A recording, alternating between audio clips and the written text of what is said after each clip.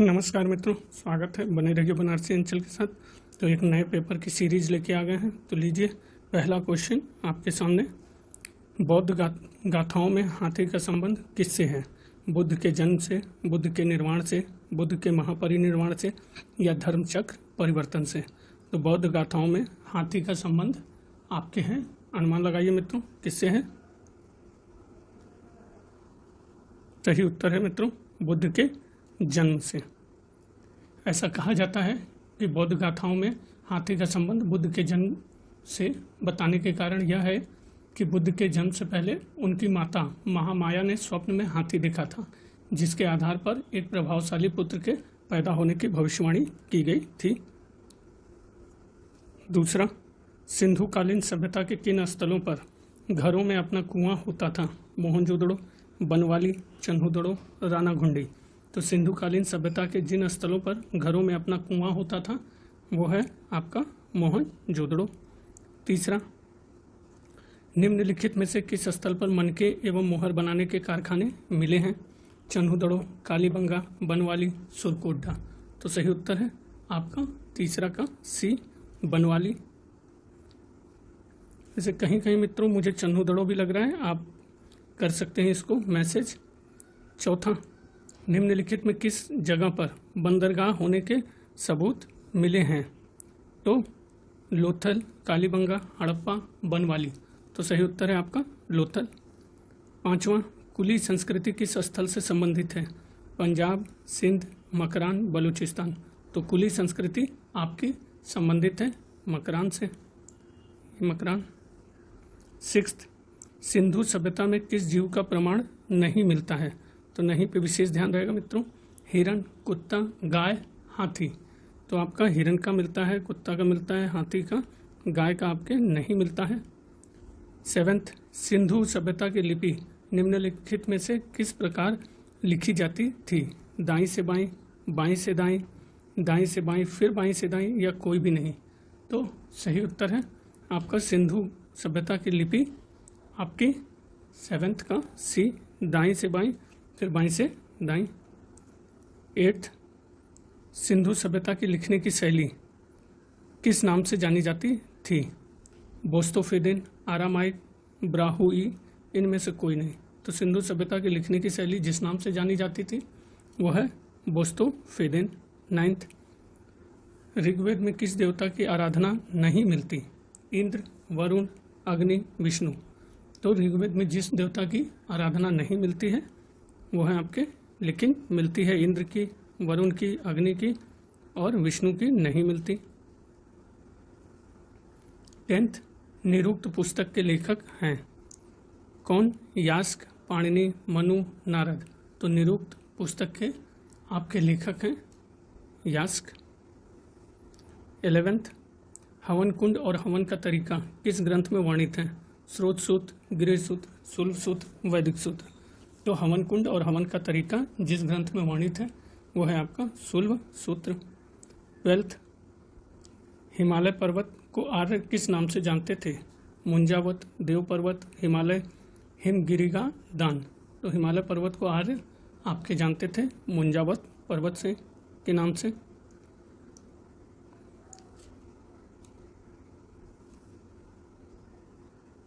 Question 13, Indra का दूसरा नाम पुरंदर था, इसका अर्थ क्या था? किले को नष्ट करने वाला, किला का स्वामी, किला का निर्माता, उपयुक्त में से कोई नहीं। तो इंद्र का दूसरा नाम पुरंदर था और इसका अर्थ है आपका किले को नष्ट करने वाला। 14, अग्नि को किसका मध्यस्थता समझा जाता था? मनुष्य और देवता, पृथ्वी और आकाश, देव और दानव, इनमें से कोई नहीं। तो अग्नि को जिसका मध्यस्थता समझा जाता था वो है आपका ए, मनुष्य और देवता। तो मित्रों इसमें एक चीज़ और है कि अग्नि को मनुष्य और देवता का मध्यस्थ इसलिए कहा जाता था क्योंकि अग्नि के माध्यम से ही हवन सामग्री मनुष्य से देवता तक पहुंचती थी। 15, गंधर्व निम्नलिखित में से किसके देवता थे? संगीत, यज्ञ, युद्ध, प्रेम प्रसंग। तो गंधर्व आपके देवता हैं संगीत के। 16, अग्नि के नाम पर ऋग्वेद में कितने स्रोत हैं? तो अग्नि के नाम पर ऋग्वेद में आपके 200 स्रोत हैं। 17 निम्नलिखित में से कौन आंधी तूफान का देवता था? मारुत, पूषण, पर्जन्य, इंद्र। तो जो आंधी तूफान का देवता था वो है आपका मारुत। 18 निम्नलिखित में से कौन शादी और श्रृंगारिक क्रिया के देवता थे? आर्यमान, रुद्र, वरुण, सूर्य। तो सही उत्तर है आर्यमान। 19वां ऋग्वैदिक काल में बलि क्या था? राजा को प्रजा की तरफ से उपहार, लूट का सामान, राजा के द्वारा दिया गया दान, इनमें से कोई नहीं। तो ऋग्वैदिक काल में बलि आपका क्या था? ये राजा को प्रजा की तरफ से उपहार। 20 देवी द चौधरानी निम्नलिखित में से किसकी रचना थी? बंकिम चंद्र, राम मोहन रॉय, रविन्द्रनाथ टैगोर, दीनबंधु मित्र। तो देवी चौधरानी निम्नलिखित में से आपकी रचना जिसकी थी वो है बंकिम चंद्र। 21 13 कमरे वाला एक मकान निम्नलिखित में से किस जगह पर मिला है? भगवानपुरा, रानाघुंडी, सुरकोटड़ा, अतरंजी खेड़ा। तो 13 कमरे वाला मकान जिस जगह पर मिला है वो है आपका भगवानपुरा।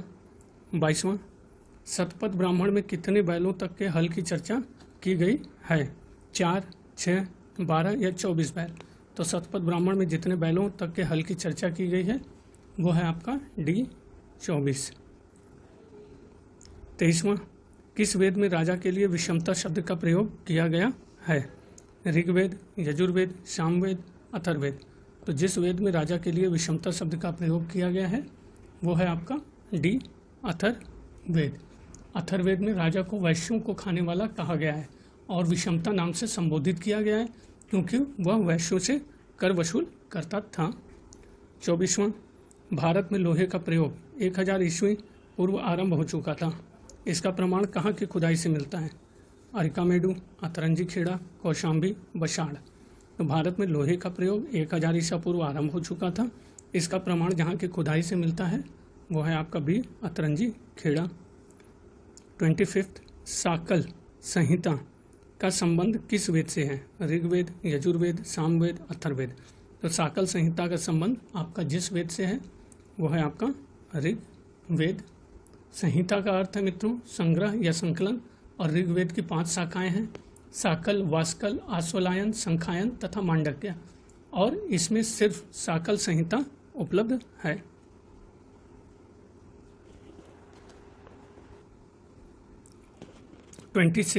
सोम का उल्लेख ऋग्वेद के किस मंडल में है? 5वें, 7वें, 9वें या फिर 10वें। तो सोम का उल्लेख ऋग्वेद के जिस मंडल में है वह है सी 9वें। और ऋग्वेद में सोम का वर्णन भी एक देवता के रूप में है। ऋग्वेद का एक पूरा मंडल, 9वां मंडल जो है वो सोम की स्तुति में लिखी गई है। 27 किस वेद को भारतीय संगीत का जनक माना गया है? ऋग्वेद, सामवेद, यजुर्वेद, अथर्ववेद। तो जिस वेद को भारतीय संगीत का जनक माना गया है वो है आपका बी सामवेद। 28 कृष्ण और शुक्ल किस वेद के 2 भाग हैं? ऋग्वेद, सामवेद, यजुर्वेद, अथर्ववेद। तो कृष्ण और शुक्ल जिस वेद के 2 भाग हैं मित्रों वो है आपका सी यजुर्वेद। 29 तैत्तिरीय और कपिस्थल किस ग्रंथ की शाखा हैं? शुक्ल यजुर्वेद, कृष्ण यजुर्वेद, शतपथ ब्राह्मण, उपनिषद। तो तैत्तिरीय और कपिस्थल जिस ग्रंथ की शाखा है वो है आपका बी कृष्ण यजुर्वेद। और मित्रों यजुर्वेदों में यज्ञों को संपन्न कराने वाले मंत्रों का संग्रह है। इसके 2 भाग हैं, कृष्ण और शुक्ल। कृष्ण यजुर्वेद की शाखाएं जो हैं वो हैं तैत्तिरीय, काठक, मैत्रायणी और कपिस्थल। 30 वाजसनेयी संहिता का संबंध किस ग्रंथ से है? ऋग्वेद, कृष्ण यजुर्वेद, शुक्ल यजुर्वेद, अथर्ववेद। तो वाजसनेयी संहिता का संबंध आपके हैं सी शुक्ल यजुर्वेद।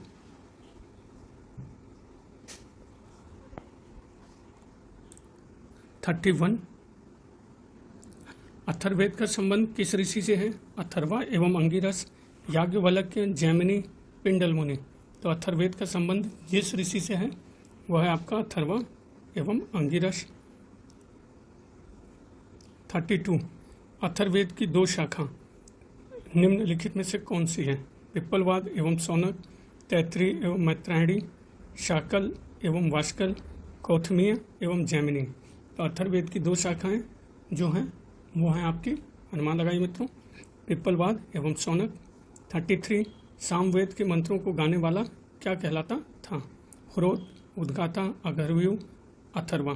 तो सामवेद के मंत्रों को गाने वाला आपका कहलाता था उद्गाता। 34 कौथुमीय एवं जैमिनीय किस वेद की शाखा हैं? ऋग्वेद, यजुर्वेद, सामवेद, अथर्ववेद। तो कौथुमीय एवं जैमिनीय जिस वेद की शाखा है वो है आपका सी, सामवेद। 35 उपनिषद को निम्नलिखित में से क्या कहा जाता है? वेदांत, वेदांग, संहिता, स्मृति। तो उपनिषद को आपके कहा जाता है वेदांत, ए। 36 निम्नलिखित में से कौन सा वेद कर्मकांड का प्रधान है? ऋग्वेद, यजुर्वेद, सामवेद, अथर्ववेद। तो जो वेद कर्मकांड का प्रधान है वह है आपका यजुर्वेद। 37 तंत्र मंत्र जादू टोना से संबंधित कौन सा वेद कौन सा है? ऋग्वेद, यजुर्वेद, सामवेद, अथर्ववेद। तो तंत्र मंत्र जादू टोना से संबंधित जो वेद है वह है आपका डी, अथर्ववेद। 38 किस ग्रंथ में 108 उपनिषद का उल्लेख मिलता है? मुक्तिकोपनिषद, शतपथ ब्राह्मण, वेदांग ज्योतिष, मुंडकोपनिषद। तो जिस ग्रंथ में 108 उपनिषद का उल्लेख मिलता है वह है आपका मुक्तिकोपनिषद। 39 प्रतिशाक्य सूत्र यह साहित्य किस वेदांग का अंग है? शिक्षा, कल्पसूत्र, व्याकरण, निरुक्त। तो प्रतिशाक्य सूत्र यह साहित्य के जिस वेदांग का अंग है वह है आपका ए, शिक्षा। वैदिक मंत्रों के शुद्ध उच्चारण और स्वर ज्ञान के लिए लिखे गए ग्रंथों को मित्रों शिक्षा के नाम से जाना जाता है और इसी वैदिक शिक्षा से संबंधित प्राचीनतम ग्रंथ प्रतिशाक्य सूत्र है। 40 पाणिनिकृत अष्टाध्यायी किस विषय पर लिखा हुआ ग्रंथ है? साहित्य, व्याकरण, छंदशास्त्र, कर्मकांड। तो आपका पाणिनिकृत अष्टाध्यायी जिस विषय पर लिखा हुआ ग्रंथ है वह है आपका व्याकरण।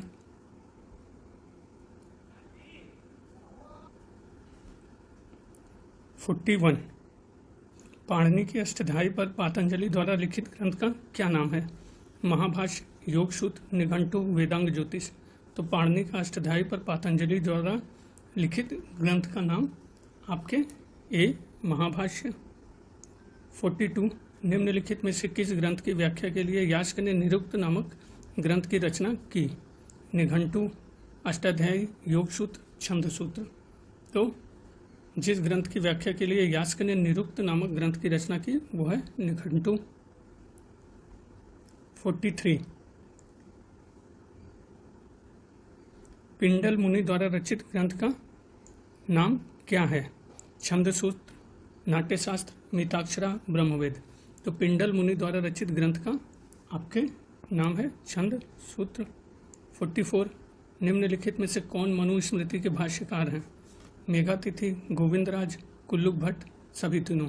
तो जो मनुस्मृति के भाष्यकार हैं वह हैं आपके डी, सभी, मेधातिथि, गोविंदराज और कुल्लुक भट्ट। 45 निम्नलिखित में से कौन याज्ञवल्क्य की स्मृति के टीकाकार हैं? विज्ञानेश्वर, विश्वरूप, अपरार्क, सभी तीनों। तो जो याज्ञवल्क्य स्मृति के टीकाकार हैं वो हैं आपके विज्ञानेश्वर, विश्वरूप, अपरार्क, मतलब सभी तीनों सही है। 46 गुप्त साम्राज्य के पतन के साथ निम्नलिखित में से कौन सा स्थान उत्तर भारत की राजनीतिक शक्ति का केंद्र बिंदु बना? पाटलिपुत्र, कन्नौज, मान्यखेत, नदिया। तो गुप्त साम्राज्य के पतन के साथ जो उत्तर भारत के राजनीतिक शक्ति का केंद्र बिंदु बना वो है आपका बी, कन्नौज।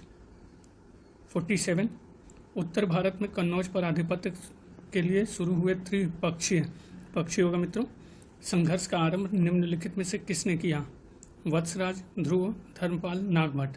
तो इसकी शुरुआत की गई आपके वत्सराज के द्वारा।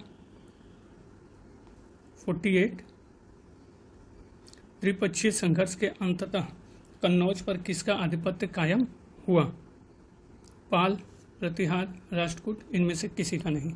तो त्रिपक्षीय संघर्ष के अंततः कन्नौज पर जिसका आधिपत्य कायम हुआ वो है मित्रों, अपना अनुमान लगाइए कौन है, वो है आपका बी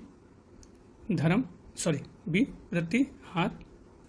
49 उत्तर भारत में चलित त्रिपक्षीय संघर्ष में किस पाल शासक ने अपना राज्य को सुरक्षित रखा? गोपाल, धर्मपाल, देवपाल, महिपाल। तो उत्तर भारत में चले त्रिपक्षीय संघर्ष में जिस पाल शासक ने अपने राज्य को सुरक्षित रखा वो है आपके बी धर्मपाल। 50 कौन सा पाल शासक अपनी राजधानी पाटलिपुत्र से स्थानांतरित कर बंगाल नदियाँ ले गया? गोपाल, धर्मपाल, देवपाल, महिपाल प्रथम। तो जो पाल शासक अपनी राजधानी पाटलिपुत्र से स्थानांतरित कर बंगाल नदियाँ ले गया वो है आपका सी देवपाल। 51 किस पाल शासक के राज्यसभा में सुमात्रा के राजा बालपुत्र देव का दूत आया था? गोपाल, देवपाल, धर्मपाल, रामपाल। तो जिस पाल शासक के राज्यसभा में सुमात्रा के राजा बालपुत्र देव का दूत आया था वो है आपका बी देवपाल। 52 बौद्ध भिक्षु दीपांकर अतिशा किस पाल राजा का समकालीन था? नयपाल, रामपाल, महिपाल, धर्मपाल। तो बौद्ध भिक्षु दीपांकर अतिशा जिस पाल राजा का समकालीन था वो है आपका ए नयपाल। 53 राष्ट्रकूट नरेश दंतीदुर्ग की राजधानी कहाँ थी? नासिक, मान्यखेत, कन्नौज, वातापी। तो राष्ट्रकूट नरेश दंतीदुर्ग की राजधानी आपकी थी नासिक। 54 राष्ट्रकूट वंश का संस्थापक कौन था? दंतीदुर्ग, कृष्ण प्रथम, अमोघवर्ष, ध्रुव। तो राष्ट्रकूट वंश का जो संस्थापक था वो है आपका दंतीदुर्ग। 55 राष्ट्रकूटों की राजधानी नासिक से स्थानांतरित कर मान्यखेत में किसने बनवाया? कृष्ण प्रथम, गोविंद तृतीय, अमोघवर्ष, इंद्र तृतीय। तो राष्ट्रकूटों की राजधानी नासिक से स्थानांतरित कर मान्यखेत में आपके बनवाया गया अमोघवर्ष के द्वारा। 56 राष्ट्रकूट वंश की स्थापना से पहले दंतीदुर्ग किसका सामंत था? गंग वंश, चंदेल वंश, चालुक्य वंश, चोल वंश।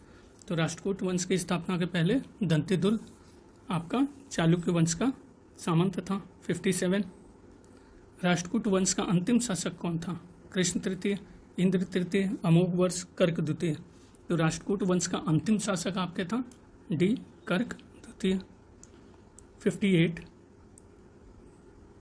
गंग शासक किस धर्म के संरक्षक थे?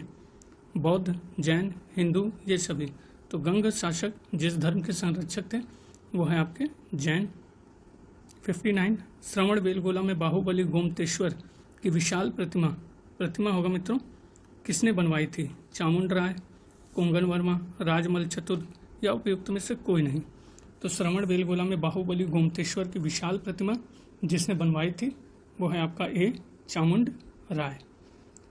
गंग राजा राजमल चतुर्थ के मंत्री ये मित्रों थे चामुंड राय ने गोमतेश्वर की 57 फुट प्रतिमा ऊंची निर्माण किया था और गोमतेश्वर बाहुबली प्रथम तीर्थंकर ऋषभदेव के पुत्र भी थे। 60 गुर्जर प्रतिहार वंश का संस्थापक कौन था? नागभट्ट, वत्सराज, महेंद्रपाल, महिपाल। तो गुर्जर प्रतिहार वंश का संस्थापक मित्रों अनुमान लगाइए आपका नागभट्ट था। 61 मिहिर भोज के नाम से प्रसिद्ध प्रतिहार शासक कौन था? भोज प्रथम, महेंद्रपाल, नागभट्ट द्वितीय, वत्सराज।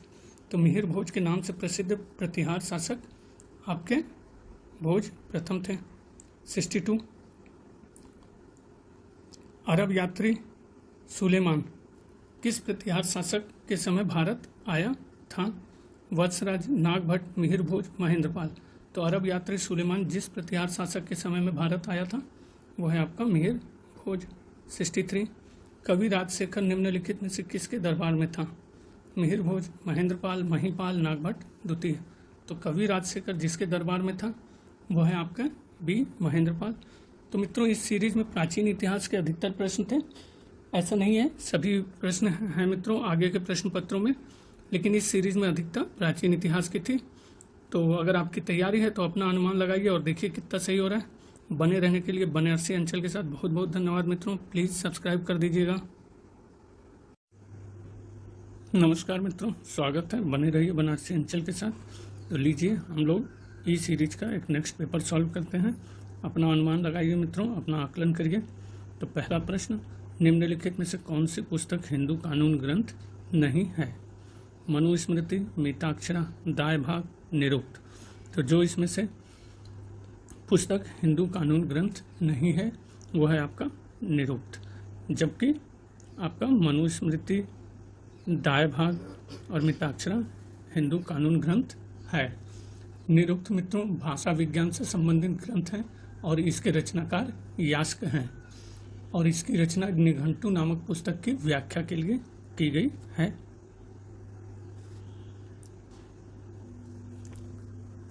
सेकंड, निम्नलिखित में से कौन सा ग्रंथ त्रिपिटक का हिस्सा नहीं है? विनय पिटक, ज्ञान पिटक, सुत्त पिटक, अभिधम्म पिटक। तो जो ग्रंथ त्रिपिटक का हिस्सा नहीं है वह है आपका बी, ज्ञान पिटक। पिटक का अर्थ मित्रों होता है पिटारा। बौद्ध संगीति की शिक्षाओं को पिटकों में संग्रहित किया गया है। पाली भाषा में रचित इन पिटकों की संख्या 3 है, सुत्त, विनय और अभिधम्म। तीसरा, त्रिपिटक किस भाषा में रचित है? मागधी, प्राकृत, पाली, सभी तीनों। तो त्रिपिटक आपकी जिस भाषा में रचित है वह है पाली। चौथा, संघ के दैनिक आचार विचार और नियमों का संग्रह कौन सा ग्रंथ है? विनय पिटक, दीर्घ निकाय, दीपवंश, अभिधम्म पिटक। तो संघ के दौरान आचार विचार और नियमों का संग्रह जिसमें है, अनुमान लगाइए, वो है विनय पिटक। क्वेश्चन 5, बौद्ध धर्म के उपदेश जिसमें 5 निकाय ग्रंथ शामिल हैं किस ग्रंथ का हिस्सा है? सुत्त पिटक, विनय पिटक, अभिधम्म पिटक, महावंश। तो बौद्ध धर्म के उपदेश जिसमें 5 निकाय ग्रंथ शामिल है जिस ग्रंथ का हिस्सा है वो है आपका सुत्त पिटक। छठा, बौद्ध धर्म के दार्शनिक सिद्धांत किस ग्रंथ में संग्रहित हैं? अभिधम्म पिटक, सुत्त पिटक, विनय पिटक या दिव्यावधान। तो बौद्ध धर्म के दार्शनिक सिद्धांत जिस ग्रंथ में संग्रहित हैं वो है आपका ए, अभिधम्म पिटक। अभिधम्म पिटक में मित्रों प्रश्न और उत्तर के क्रम में बौद्ध धर्म के दार्शनिक सिद्धांतों का संग्रह है और सम्राट अशोक के काल में आयोजित तृतीय बौद्ध संगति में इसका संकलन किया गया। 7th, बुद्ध के पूर्व जन्म के कहानियों का संग्रह कौन सा ग्रंथ है? जातक कथा, महावस्तु, ललित विस्तार, बुद्ध चरित। तो बुद्ध के पूर्व जन्म के कहानियों का संग्रह जो ग्रंथ है वो है आपका ए, जातक कथा। 8th, अभिधम्म पिटक का संबंध किस बौद्ध संगति से है? तो मित्रों अभी बताया था मैंने, प्रथम बौद्ध संगति, द्वितीय बौद्ध संगति, तृतीय या सभी तीनों। तो आपका इसका संबंध तृतीय बौद्ध संगति से है। पाटलिपुत्र में तृतीय बौद्ध संगति का आयोजन हुआ था और इसकी अध्यक्षता मित्रों मोगलीपुत्र तिस्स ने किया था और इसी में अभिधम्म पिटक का आपका संकलन भी किया गया। नेक्स्ट, निम्नलिखित में कौन सा ग्रंथ सिंहली अनुश्रुति है? दिव्यावधान, ललित विस्तार, महावंश, मिलिंद पन्नो। तो जो ग्रंथ सिंहली अनुश्रुति है वो है आपका महावंश। 10th, निम्नलिखित में कौन सी रचना अश्वघोष की है? बुद्ध चरित, सौरानंद, सारिपुत्र प्रकरण, सभी तीनों। तो जो रचना अश्वघोष की है वो है बुद्ध चरित, सौरानंद, सारिपुत्र प्रकरण, मतलब सभी तीनों। नेक्स्ट 11th, अश्वघोष किसका दरबारी कवि था? अशोक, कनिष्क, पुष्यमित्र शुंग, चंद्रगुप्त मौर्य। तो अश्वघोष आपके जिसका दरबारी कवि था वो है आपका कनिष्क। 12, बौद्ध भिक्षु नागसेन यवन शासक मिनांडर का दार्शनिक संवाद किस ग्रंथ में वर्णित है? ललित विस्तार, सारिपुत्र प्रकरण, मिलिंद पन्नो, महावस्तु। तो बौद्ध भिक्षु नागसेन और यवन शासक मिनांडर का दार्शनिक संवाद जिस ग्रंथ में है वो है आपका मिलिंद पन्नो। 13th, जैन धर्म के साहित्य किस नाम से जाने जाते हैं? श्रुति, आगम, निकाय, पिटक। तो जैन धर्म के साहित्य जिस नाम से जाने जाते हैं वो है आपका आगम। 14, वाल्मीकि कृत रामायण में कुल कितने श्लोक हैं? यूनिट 10,000, 24,000, 12,000, 6,000 या 18,000। तो वाल्मीकि कृत महाकाव्य रामायण में आपके श्लोकों की संख्या है 24,000। 15 वाल्मीकि रामायण कुल कितने खंडों में विभक्त है? 5, 7, 9 या फिर 8। तो यह जितने खंडों में विभक्त है वो है आपका बी 7। 16 महाभारत में कुल कितने श्लोक हैं? 18,000, 24,000, 80,000 या फिर 1 लाख। तो महाभारत में आपके श्लोकों की संख्या है 1 लाख। 17 महाभारत पहले किस नाम से जाना जाता था? जय संहिता, विजय संहिता, युद्ध संहिता, इनमें से कोई नहीं। तो महाभारत पहले जिस नाम से जाना जाता था वो है आपका जय संहिता। तो मित्रों पहले महाभारत जय संहिता और भारत के नाम से जानी जाती थी और इसमें श्लोकों की संख्या कम थी। 1 लाख जैसे ही स्रोत पूरा हुआ तो इसे सहस्त्री संहिता या महाभारत का नाम दिया गया। महाभारत 19 महाभारत में कुल कितने पर्व या अध्याय हैं? 13, 18, 17, 18 या 21। तो महाभारत में कुल आपके हैं 18 पर्व। 20 मौर्यकालीन विधि प्रशासनिक ग्रंथ अर्थशास्त्र का रचनाकार किस नाम से जाना जाता है? चाणक्य, कौटिल्य, विष्णुगुप्त, सभी तीनों। तो मौर्यकालीन विधि प्रशासनिक ग्रंथ अर्थशास्त्र का रचनाकार आपके माना जाता है तीनों एक ही नाम है मित्रों, चाणक्य, कौटिल्य और विष्णुगुप्त। कालिदास निम्नलिखित में से किसके दरबारी कवि थे? चंद्रगुप्त, स्कंदगुप्त, समुद्रगुप्त, चंद्रगुप्त द्वितीय।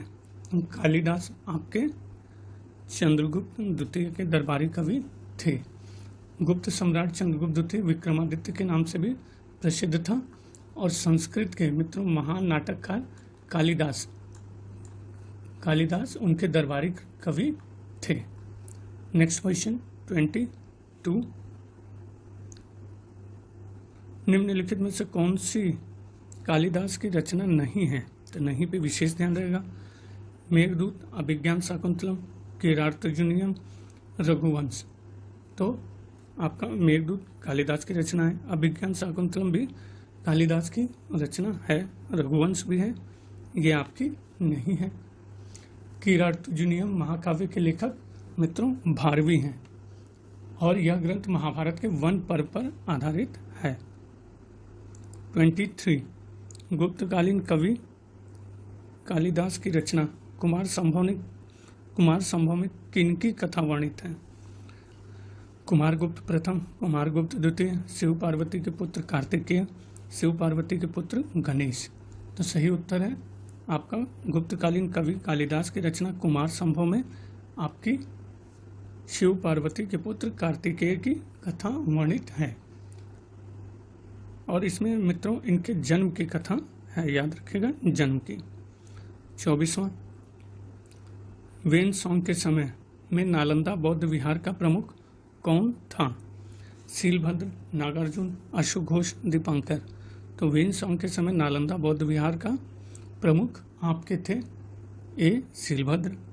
25 निम्नलिखित में बौद्ध ग्रंथ को प्रतिस्थापित करने का श्रेय किस बौद्ध भिक्षु को है? पद्म संभव, दीपांकर, स्थूलभद्र, शीलभद्र। तो तिब्बत में बौद्ध धर्म को प्रतिस्थापित करने का श्रेय जिस बौद्ध भिक्षु को है वो है आपका पद्म संभव।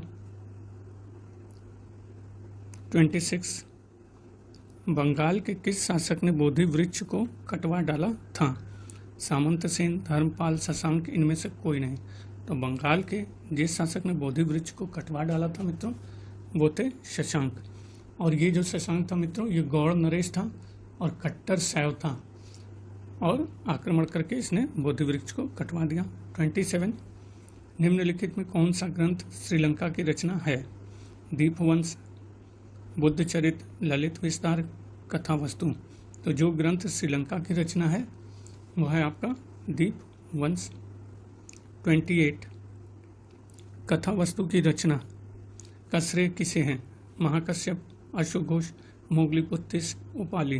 तो कथा वस्तु की रचना का श्रेय मित्रों आपका है मोगलीपुत्तिस। 29 किस बुद्ध का अवतरण अभी होना है? मैत्रेय, अमिताभ, कनक मुनि, शाक्य मुनि। तो जिस बुद्ध का अवतरण अभी होना है वो है आपके मैत्रेय। 29A। मित्रों इसमें मुझे कुछ है लग रहा है, आप प्लीज़ इसको मैसेज करिएगा अपने अनुसार, आपको जो सही लगे या जहाँ से अगर आपको मिले तो। 30, निम्नलिखित में से किसका संबंध बौद्ध धर्म से है? अवलोकितेश्वर, गोमतेश्वर, वेदेश्वर, इनमें से कोई नहीं। तो जिसका संबंध बौद्ध धर्म से है वो है आपका अवलोकितेश्वर। 31, माध्यमिका कारिका ग्रंथ का लेखक कौन है?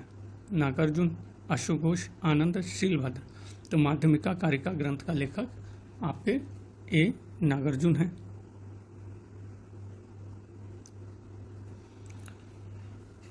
32, सूत्रालंकार का लेखक कौन था? अशंग, वसुबंधु, धर्मकीर्ति, दिंगनाग। तो सूत्रालंकार का लेखक आपके मित्रों ए अशंग है। 33, निम्नलिखित में से कौन बनारस के राजा अश्वसेन के पुत्र थे? महावीर, पार्श्वनाथ, आदिनाथ, नेमिनाथ। तो बनारस के राजा अश्वसेन के आपके पुत्र हैं मित्रों बी पार्श्वनाथ। पार्श्वनाथ बनारस के राजा अश्वसेन के पुत्र थे। और मित्रों ये जो थे जैन धर्म के 23वें तीर्थंकर थे।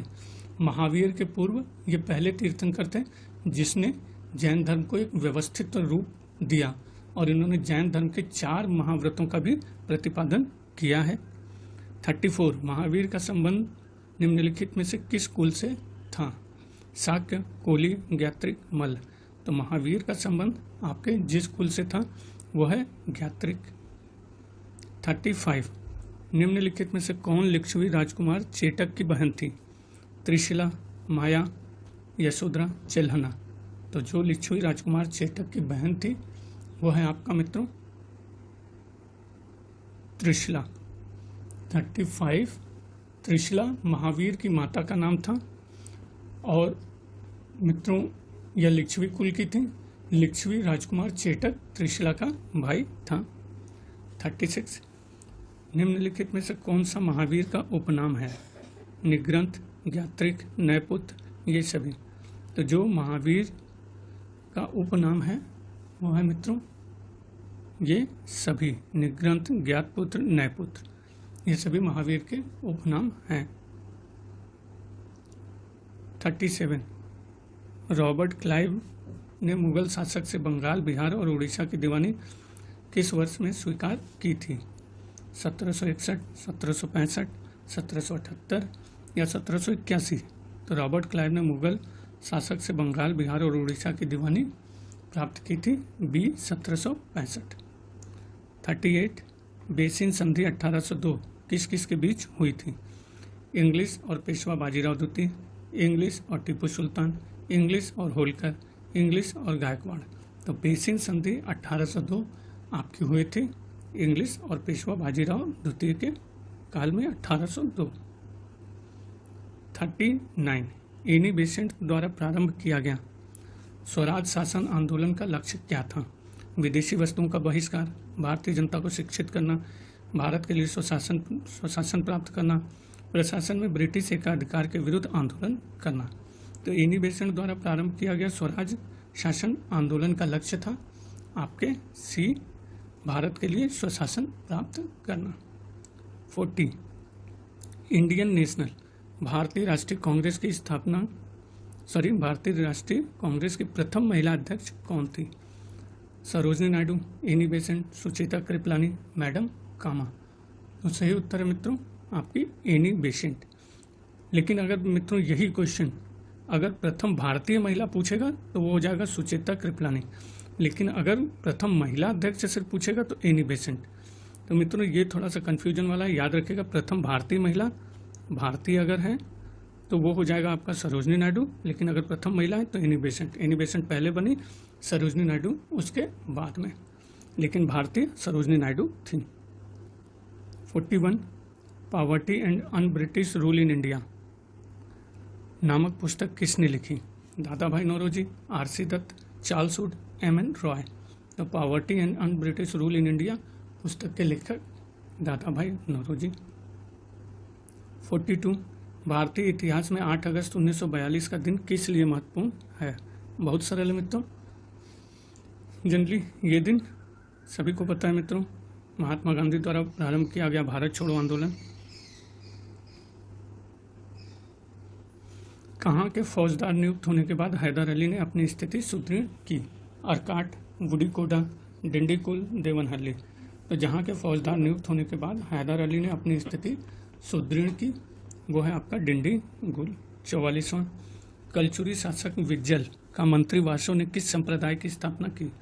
लिंगायत संत, पाशुपत, कपालिक, कालमुख। तो कलचुरी शासक विज्जल का मंत्री वासो ने जिस संप्रदाय की स्थापना की वो है लिंगायत संत। 45, तिरुमुरई यह ग्रंथ किनकी रचनाओं का संग्रह है? नैनार, अलावार, लिंगायत, कापालिक। तो तिरुमुरई यह ग्रंथ जिनकी रचनाओं का संग्रह है वह है आपका नैनार संत। 46, तमिल क्षेत्र के अलावार संत निम्नलिखित में से क्या थे? शैव संत, वैष्णव संत, जैन भिक्षु, प्रकृति पूजक। तो तमिल क्षेत्र के अलावार संत आपके थे वैष्णव संत। 47, निम्नलिखित में से किसके शासनकाल में स्थापत्य कला के क्षेत्र में मेहराब का प्रयोग किया गया? इल्तुतमिश, बलबन, अलाउद्दीन खिलजी, फिरोज तुगलक। तो जिसके शासनकाल में स्थापत्य कला के क्षेत्र में मेहराब का प्रयोग किया गया मित्रों वो है आपका सी, अलाउद्दीन खिलजी। मेहराब मित्रों तुर्की कला से लिया गया है और इसका सबसे पहले प्रयोग अलाउद्दीन खिलजी के द्वारा अलाई दरवाजा में मित्रों किया गया। तुर्की से लिया गया अलाउद्दीन अलाई दरवाजा, याद रखिएगा। 48, तो विजयनगर में आने वाले, एक मिनट मित्रों, हाँ, विजयनगर में आने वाले विदेशी यात्री ने महानवी, मित्रों यहाँ पे महानवमी होगा, महानवी दिया हुआ है, महानवी त्यौहार का वर्णन किया है। महानवमी ये मित्रों एनसीईआरटी की बुक में है, महानवमी डब्बा करके, विजयनगर साम्राज्य का जो चैप्टर है क्लास 12th में, उसमें देख लीजिएगा, अच्छे से दिया हुआ है। विजयनगर में आने वाले किस विदेशी यात्री ने महानवमी त्यौहार का वर्णन किया है? नूनीज, पायस, अब्दुल रज्जाक, निकोलो कोंटी। तो सही उत्तर है मित्रों 48 का सी, अब्दुल रज्जाक। 49, शाहजहां के काल में किस विदेशी यात्री ने राज्य में पड़े अकाल के बचाव के लिए किए गए कार्य की चर्चा की है? पीटर मुंडी, बर्नियर, टॉमस रो, हॉकिंस। तो शाहजहां के काल में जिस विदेशी यात्री ने राज्य में पड़े अकाल से बचाव के लिए कार्य की चर्चा की है वो है आपके पीटर मुंडी। 50, निम्नलिखित में से किसके काल में निजामुल मुल्क जुनैदी का विद्रोह हुआ था? इल्तुतमिश, रजिया सुल्तान, बलबन, नासिरुद्दीन महमूद। तो जिसके काल में निजामुल मुल्क जुनैदी का विद्रोह हुआ था वह है आपका बी, रजिया सुल्तान। 51, अलाउद्दीन खिलजी द्वारा राय राहन की उपाधि किसको दी गई? रामचंद्र देव, शंकर देव, नुसरत खां, जफर खां। तो अलाउद्दीन खिलजी द्वारा राय राहन की उपाधि आपके दी गई थी, अनुमान लगाइए मित्रों, ए, रामचंद्र देव। 52, निम्नलिखित में से किसके शासनकाल में अमीर सादा ने विद्रोह किया था? मोहम्मद बिन तुगलक, फिरोज तुगलक, खिज्र खां, इब्राहिम लोदी। तो जिसके शासनकाल में अमीर सादा ने विद्रोह किया था वो है आपका ए, मोहम्मद बिन तुगलक। 53, हुमायूं की मृत्यु निम्नलिखित में से किस महल से गिरकर हुई थी? जोधाबाई मंडल महल, पंचमहल, शेर मंडल, मुसम्मन बुर्ज। तो हुमायूं की मृत्यु जिस महल से गिरकर हुई थी वो महल आपका मित्रों सी, शेर मंडल। तो मित्रों ये पुराने किले के अंदर शेर मंडल एक नाम का महल था, यह महल एक पुस्तकालय था और जिससे गिरकर हुमायूं की मृत्यु हुई थी। अबुल फजल की हत्या जहांगीर ने किसके द्वारा करवाई थी? चंपत राय, वीर सिंह बुंदेला, खुसरो, जसवंत सिंह। तो अबुल फजल की हत्या जहांगीर ने जिसके द्वारा करवाई थी मित्रों वो है आपका बी, वीर सिंह बुंदेला। 55, महाभारत का फारसी अनुवाद किस नाम से प्रसिद्ध है? रज्मनामा, यार दानिश, बादशाह नाम, जहान जफर। तो महाभारत का फारसी अनुवाद जिस नाम से प्रसिद्ध है वो है रज्मनामा। 56, दीन पनाह के नाम से दिल्ली में किसने राजधानी बनाई? शेर शाह, इस्लाम शाह, हुमायूं, बाबर। तो दीन पनाह के नाम से दिल्ली में जिसने राजधानी बनाई वो है आपका सी, हुमायूं। 57, अकबर के जन्म के समय अमरकोट का शासक कौन था? राणा वीरसाल, अमर सिंह, जय सिंह, राणा छत्रसाल। तो अकबर के जन्म के समय अमरकोट का शासक तो आपके ए राणा वीरसाल था। 58 कंधार राज्य पर अधिकार करने के लिए ईरान के शाह से किसने मदद मांगी थी? कामरान, हुमायूं, शेरशाह, बाबर। तो कंधार राज्य पर अधिकार करने के लिए ईरान के शाह ने जिससे मदद मांगी थी वो है मित्रों बी हुमायूं। 59 शेरशाह को अपने प्रारंभिक दिनों में किसका वकील नियुक्त किया गया था? जलाल खां, बहार खां, जमाल खां। तो शेरशाह को अपने प्रारंभिक दिनों में जिसका वकील नियुक्त किया गया था वो है आपका जलाल खां। 60 आगरा के किले में जयमल और फट्टा की पत्थर की प्रतिमा किस मुगल शासक द्वारा लगवाई गई? अकबर, जहांगीर, शाहजहां, औरंगजेब। तो आगरा के किले में जयमल और पत्ता की पत्थर की प्रतिमा जिस मुगल शासक द्वारा लगवाई गई वो है मित्रों अकबर। तो इसमें जो फैक्ट है मित्रों, अकबर ने मेवाड़ को अपने अधीन करने के लिए चित्तौड़ के किले पर आक्रमण किया। उदय सिंह ने किले की सुरक्षा का दायित्व मित्रों जयमल और पत्ता को दिया था। अकबर इस युद्ध में विजयी हुआ, लेकिन मित्रों इन दोनों की वीरता से इतना प्रसन्न हुआ कि प्रभावित होकर मित्रों इनकी मूर्तियां आगरे के किले के दरवाजे पर लगाई। 61 भारमल की पुत्री हरकाबाई की शादी अकबर के साथ हुई थी। भारमल कहाँ का शासक था? अंबर, जैसलमेर, जोधपुर, बीकानेर। तो मित्रों ये शासक था अंबर का। 62 अकबर ने निम्नलिखित में से क्या किया? धार्मिक कर हटाया, जजिया कर हटाया, मजार की घोषणा, ये सभी। तो मित्रों ये सारे ही कार्य अकबर ने किए। 63 किस मुगल शासक ने अपने किले के बाहर सोने की जंजीर लगवाई जिसे खींचकर न्याय की मांग की जा सकती थी? तो मित्रों यह शासक था जहांगीर। तो मित्रों ये यहीं पे समाप्त होता है और बने रहने के लिए बनारसी अंचल के साथ बहुत बहुत धन्यवाद मित्रों। प्लीज़ अगर ठीक लगे तो सब्सक्राइब करिए मित्रों और सुझाव दीजिए, मेरा प्रयास जारी रहेगा। आपके लिए बहुत बहुत शुभकामनाएं, बहुत बहुत धन्यवाद।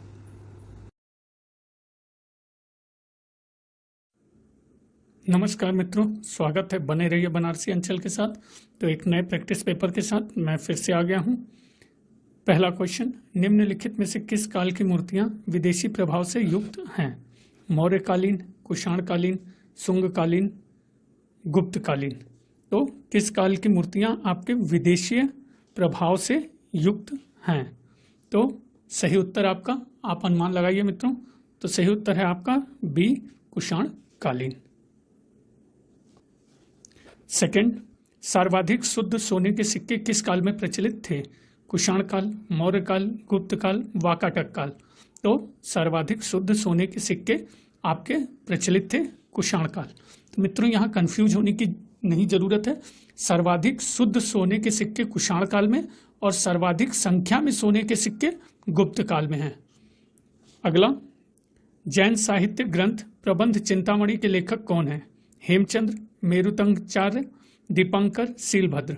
तो जैन साहित्य ग्रंथ प्रबंध चिंतामणि के लेखक हैं आपके बी मेरुतुंगचार्य। और इसमें आप ये देख सकते हैं कि जैन साहित्य ग्रंथ प्रबंध चिंतामणि मित्रों 5 खंडों में लिखा गया है, जिसमें जो खंड हैं वो अलग अलग शासकों की जानकारी देते हैं। चौथा प्रश्न, प्रबंध चिंतामणि ग्रंथ से किस वंश के शासक के बारे में जानकारी मिलती है? सातवाहन, पाल, सेन, ये सभी। तो प्रबंध चिंतामणि ग्रंथ से जिस वंश के शासक के बारे में जानकारी मिलती है वो सातवाहन भी हैं, पाल भी हैं और सेन भी। तो सही उत्तर आपका डी। क्वेश्चन 5, पृथ्वीराज विजय निम्नलिखित में से किसकी रचना है? चंद्रवरदाई, जैनक, कल्हण या इनमें से कोई नहीं? तो पृथ्वीराज विजय आपके इसमें से जिसकी रचना है वो है जैनक। और मित्रों जैनक जो था वो कश्मीरी पंडित था। क्वेश्चन 6, निम्नलिखित में से किसके सिक्के पर यूप बना हुआ है? तो स्कंदगुप्त, समुद्रगुप्त, चंद्रगुप्त द्वितीय, पुष्यमित्र, शुंग। तो जिसके सिक्के पर यूप बना हुआ है वो है आपका समुद्रगुप्त। अगला 7th, अजंता की गुफा में माता और शिशु एवं मरणासन्न राजकुमारी के चित्र किस काल से संबंधित हैं? बुद्ध काल, मौर्य काल, गुप्त काल, कुषाण काल। तो अजंता की गुफा में माता और शिशु एवं मरणासन्न राजकुमारी के चित्र जिस काल से संबंधित हैं वो है आपका सी, गुप्त काल। 8th, राखाल दास बनर्जी के अनुसार सिंधु सभ्यता के निर्माता कौन थे? आर्य, द्रविड़, सुमेरियन, मंगोल। तो सही उत्तर का अनुमान लगाइए मित्रों। राखाल दास बनर्जी के अनुसार सिंधु सभ्यता के निर्माता आपके द्रविड़ थे। नेक्स्ट 9th, समाधि R37 का संबंध किस स्थल से है? हड़प्पा, मोहनजोदड़ो, कालीबंगा, अलीमुराद। तो समाधि R37 का संबंध जिस स्थल से है वो स्थल है आपका हड़प्पा। क्वेश्चन 10, श्रमिक आवास के साक्ष्य किस स्थल से मिले हैं? हड़प्पा, मोहनजोदड़ो, रोपड़, बनवाली। तो श्रमिक आवास के साक्ष्य जिस स्थल से मिले हैं वो स्थल है आपका हड़प्पा। क्वेश्चन 11, झूकर एवं झांगर संस्कृति निम्नलिखित में से क्या थी? हड़प्पाकालीन, प्राक हड़प्पाकालीन, पाश्चात्य हड़प्पाकालीन, उपयुक्त में से कोई नहीं। तो सही उत्तर है झूकर एवं झांगर संस्कृति आपकी प्राक हड़प्पाकालीन थी। नेक्स्ट 12th, लोथल किस नदी के किनारे अवस्थित है? भोगवा, सतलज, घग्गर और रावी। तो लोथल आपका जिस नदी के किनारे स्थित है वह है आपका भोगवा। 13th, निम्नलिखित में से किस स्थल की खुदाई बीबी लाल और बी के थापर द्वारा करवाई गई? कालीबंगा, रंगपुर, बनवाली, आलमगीरपुर। तो जिस स्थल की खुदाई बीबी लाल और बी के थापर द्वारा करवाई गई वो है आपका ए, कालीबंगा। नेक्स्ट 14th, कौन सा हड़प्पाकालीन नगर अरब सागर तट पर स्थित है? बालाकोट, कोट डीजी होगा मित्रों, बीजी लिखा हुआ है, कालीबंगा, सुतका, गेंडोर। तो जो हड़प्पाकालीन नगर अरब सागर के तट पर स्थित है वो है आपका बालाकोट। 15th, निम्नलिखित में से कौन सा पुरास्थल कच्छ के रण में स्थित है? धौलावीरा, कुनुतासी, रंगपुर, अलीमुराद। तो जो स्थल कच्छ के रण में स्थित है वो है आपका ए, धौलावीरा। नेक्स्ट 16th, हड़प्पावासी टीन कहाँ से मंगवाते थे? अफगानिस्तान, दक्षिण भारत, झारखंड, राजस्थान। तो हड़प्पावासी टीन आपके मंगवाते थे अफगानिस्तान से। क्वेश्चन 17, हड़प्पा वासियों का मेसोपोटामिया में प्रवेश के लिए एक महत्वपूर्ण बंदरगाह था? मेलुहा, दिलमुल, माकन, उर। तो हड़प्पा वासियों का मेसोपोटामिया में प्रवेश के लिए जो एक महत्वपूर्ण बंदरगाह था वो था आपका उर। 18th, सिंधु सभ्यता बाढ़ के कारण नष्ट हुई, यह किसका कथन है? अर्नेस्ट मैके, DD Kaushambi, garden child, wheeler. तो सिंधु सभ्यता बाढ़ के कारण नष्ट हुई, यह कथन है आपका अर्नेस्ट मैके का। 19वां, निम्नलिखित में से किसके अनुसार मध्य एशिया आर्यों का मूल स्थान था? मैक्स मूलर, तिलक, दयानंद सरस्वती, गाइल्स।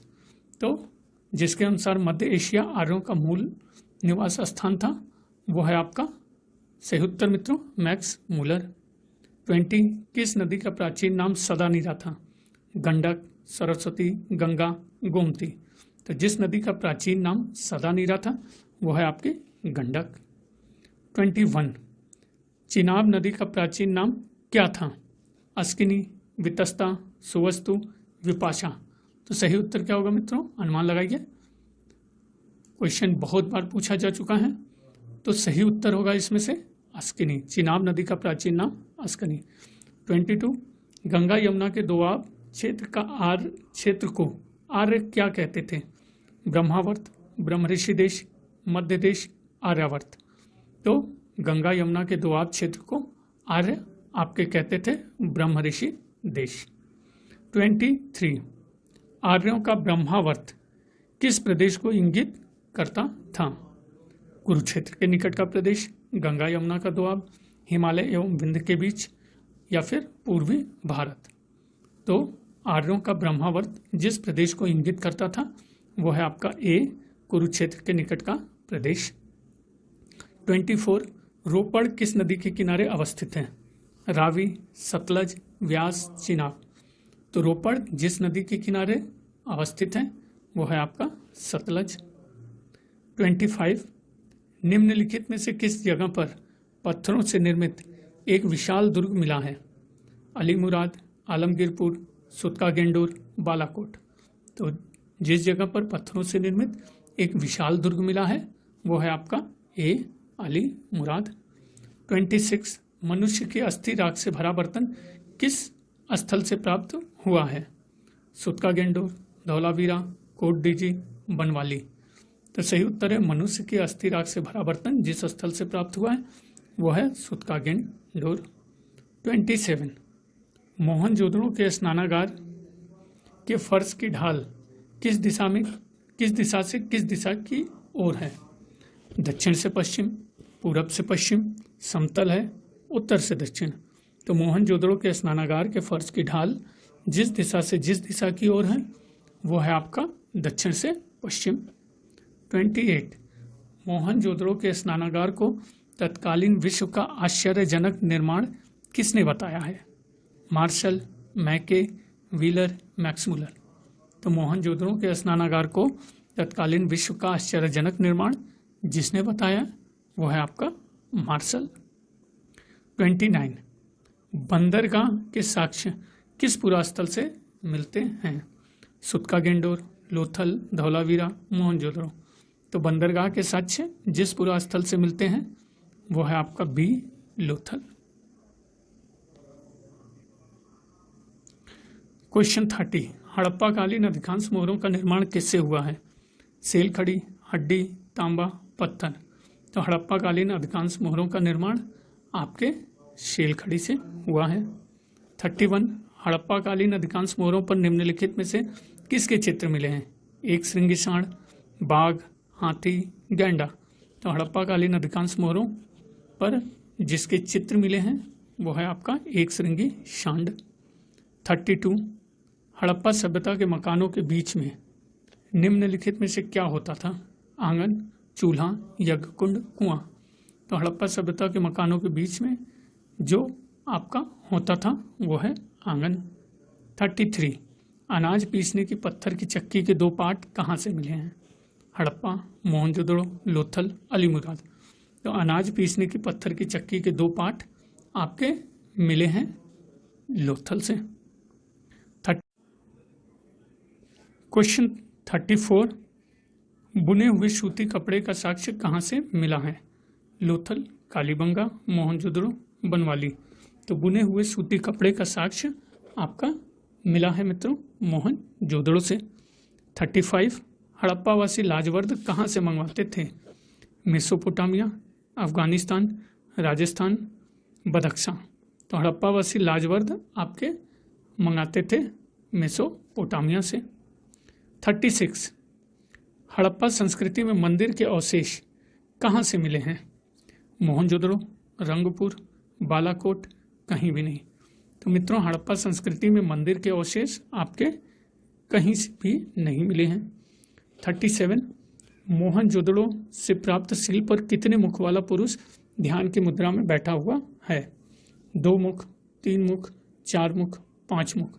तो मोहनजोदड़ो से प्राप्त सील पर आपके अंदाज लगाइए मित्रों 3 मुख वाला पुरुष ध्यान की मुद्रा में बैठा है। 38, हड़प्पा कालीन सभ्यता में किस पशु का धार्मिक महत्व सर्वाधिक था? गाय, कुबल वाला सांड, हिरण, गैंडा। तो हड़प्पा कालीन सभ्यता में जिस पशु का धार्मिक महत्व सर्वाधिक था वो है कुबड़ वाला सांड। 39, स्वामी दयानंद सरस्वती ने अपनी पुस्तक सत्यार्थ प्रकाश में आर्यों का मूल निवास स्थान किसे माना है? तिब्बत, जर्मनी, मध्य देश, मध्य एशिया।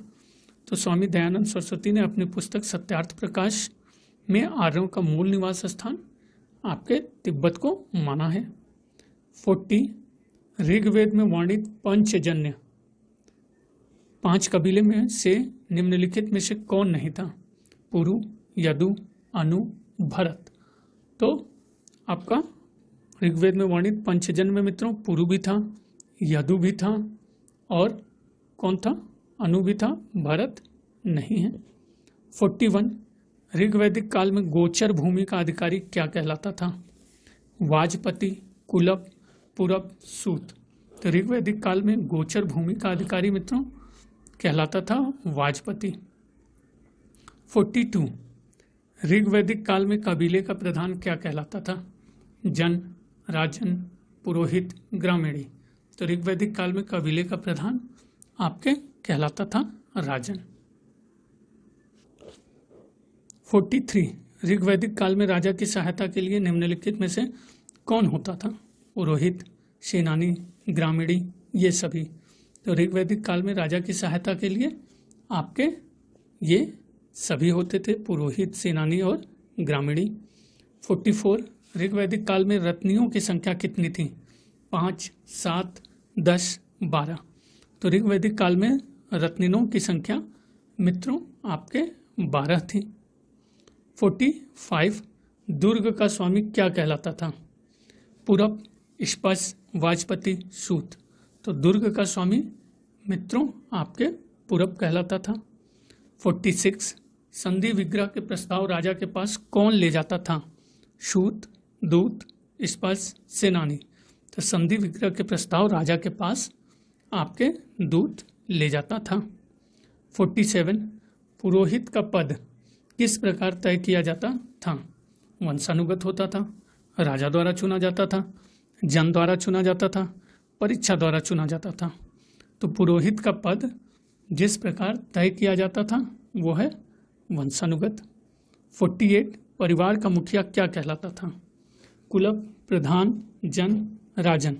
तो परिवार का मुखिया आपके मित्रों कुलब कहलाता था। 49 ऋग्वैदिक काल में राजा को चुनने का अधिकार किसे होता था? सभा, समिति, विदत, इनमें से कोई नहीं। तो ऋग्वैदिक काल में राजा को चुनने का अधिकार आपके मित्रों अनुमान लगाइए किसे होता था? आपके बी समिति को। 50 समिति के अध्यक्ष को क्या कहते थे? ईशान, स्पश, रत्नी, वाजपति। तो समिति के अध्यक्ष को ईशान कहा जाता था। 51 आर्यों की सर्वाधिक प्राचीन संस्था कौन सी थी? सभा, समिति, विदत, इनमें से कोई नहीं। तो आर्यों की सर्वाधिक प्राचीन संस्था मित्रों विदत थी। 52 ऋग्वैदिक काल में कर का निर्धारण कौन करता था? भागदूत, कुलब, पूरब या जन। तो ऋग्वैदिक काल में कर का निर्धारण मित्रों आपके भागदूत करता था। 53 मध्यकालीन भारत में गुलाम वंश का शासनकाल क्या था? 1206 से 1290, 1201 से 1305, 1236 से 1327, 1192 से 1296। तो मध्यकालीन भारत में गुलाम वंश का शासनकाल मित्रों आपके 1206 से 1290 था। 54 निम्नलिखित में से कौन गुलाम वंश का शासक नहीं है? कुतुबुद्दीन ऐबक, इल्तुतमिश, बहराम शाह, खुसरो शाह। खुशरक शाह दिया हुआ मित्रों, ये खुसरक शाह है, खुसरो शाह। तो जो गुलाम वंश का शासक नहीं है अनुमान लगाइए मित्रों, कुतुबुद्दीन ऐबक था, इल्तुतमिश भी था, बहराम शाह भी था, खुसरो शाह नहीं था। 55 सिंहासन पर बैठने के समय कुतुबुद्दीन ऐबक को किसके विद्रोह का सामना करना पड़ा? गयासुद्दीन मोहम्मद, ताजुद्दीन यल्दौज, नासिरुद्दीन कुबाचा, ये सभी। तो सिंहासन पर बैठने के समय कुतुबुद्दीन ऐबक को जिसके विद्रोह का सामना करना पड़ा तो वो है मित्रों गयासुद्दीन मोहम्मद, ताजुद्दीन यल्दौज, नासिरुद्दीन कुबाचा, मतलब ये सभी। नेक्स्ट 56 विद्रोह को दबाने के लिए कुतुबुद्दीन ने क्या किया? वैवाहिक संबंध कायम किया, सही है मित्रों, या राज्य का बंटवारा किया, विद्रोह को बेरहमी से कुचल दिया, उपयुक्त में से कोई नहीं। तो विद्रोह को दबाने के लिए कुतुबुद्दीन ऐबक ने वैवाहिक संबंध कायम किया। 57 इतिहासकार मिन्हाज ने किस शासक को हातिम द्वितीय कहा है? कुतुबुद्दीन ऐबक, इल्तुतमिश, बलबन, रजिया सुल्तान। तो इतिहासकार मिन्हाज ने जिस शासक को हातिम द्वितीय कहा है वह है आपके कुतुबुद्दीन ऐबक। 58 विद्वान हसन निजामी को किसका संरक्षण प्राप्त था? इल्तुतमिश, कुतुबुद्दीन ऐबक, रजिया, बहराम शाह। तो विद्वान हसन निजामी को जिसका संरक्षण प्राप्त था वो है आपका कुतुबुद्दीन ऐबक। 59 शेख ख्वाजा कुतुबुद्दीन बख्तियार काकी की स्मृति में कौन सी इमारत बनाई गई है? कुव्वतुल इस्लाम मस्जिद, ढाई दिन का झोपड़ा, कुतुब मीनार, अलाई दरवाजा। तो शेख ख्वाजा कुतुबुद्दीन बख्तियार काकी की स्मृति में जो इमारत बनवाई गई है वो है कुतुब मीनार। 60 कुतुबुद्दीन की चौगान खेलते समय अचानक मृत्यु के बाद लाहौर की गद्दी पर किसे बैठाया गया? आराम शाह, इल्तुतमिश, बहराम शाह, मसूद शाह। तो कुतुबुद्दीन की चौगान खेलते समय अचानक मृत्यु के बाद लाहौर की गद्दी पर जिसे बैठाया गया वो है आपका ए आराम शाह। 61 सल्तनत काल में गोरी के समय के सरदार क्या कहलाते थे? कुतबी, मुइज्जी, चरगान, इनमें से कोई नहीं। तो सल्तनत काल में गोरी के समय के सरदार आपके कहलाते थे मुइज्जी। 62 सल्तनत काल में कुतुबुद्दीन ऐबक के समय के सरदार क्या कहलाते थे? अच्छा, इसको तो पढ़ लिए मित्रों, सॉरी, फिर से लग रहा है इस क्वेश्चन को रिपीट कर दिया गया, तो पता है हमको मुइज्जी। सॉरी मित्रों, ये दूसरा प्रश्न है। वो सल्तनत काल में गोरी के समय के सरदार मुइज्जी कहलाते थे। सल्तनत काल में कुतुबुद्दीन के समय के सरदार आपके मित्रों कुतबी कहलाते थे। ठीक है। 63 इल्तुतमिश का संबंध निम्नलिखित में से किस संगठन से है?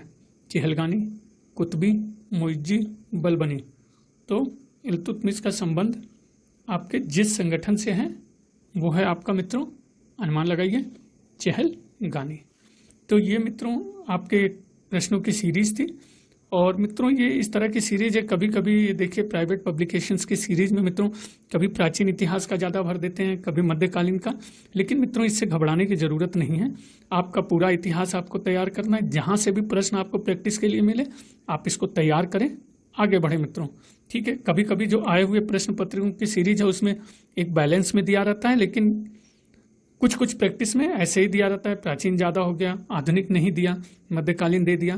तो मित्रों इसको आप इग्नोर करते हुए अपनी प्रैक्टिस को अपना अनुमान लगाते हुए पता करें। बने रहने के लिए बनारसी अंचल के साथ बहुत बहुत धन्यवाद मित्रों। प्लीज़ सब्सक्राइब करिए मित्रों। नमस्कार मित्रों, बने रहिए बनारसी अंचल के साथ। बहुत बहुत स्वागत है। फिर से नया प्रैक्टिस पेपर करते हैं। और मित्रों ऐसा भी हो सकता है कि ये प्राइवेट पब्लिकेशन के हैं, प्राचीन इतिहास के प्रश्न होंगे, मेडुअल और मॉडर्न के किसी सेक्शन के प्रश्नों की अधिकता अधिक हो सकती है। तो चलिए समय न ज़्यादा वेस्ट करते हुए पहला प्रश्न, जन का निर्माण निम्नलिखित में से किसके सामूहिक मेल से होता था? विष, गोत्र, कुल, परिवार। तो जन का निर्माण जिसके सामूहिक मेल से होता था वो है आपका विष। तो मित्रों ऋग्वैदिक काल में समाज की सबसे छोटी इकाई कुल या परिवार होती थी। कुल से गोत्र, गोत्र से समूह, समूह से विष और विष से समूह जन कहलाते थे। जन का प्रमुख मित्रों राजन कहलाता था। अगला प्रश्न, कई परिवार मिलकर बनते थे, गोत्र, विष, जन, इनमें से कोई नहीं।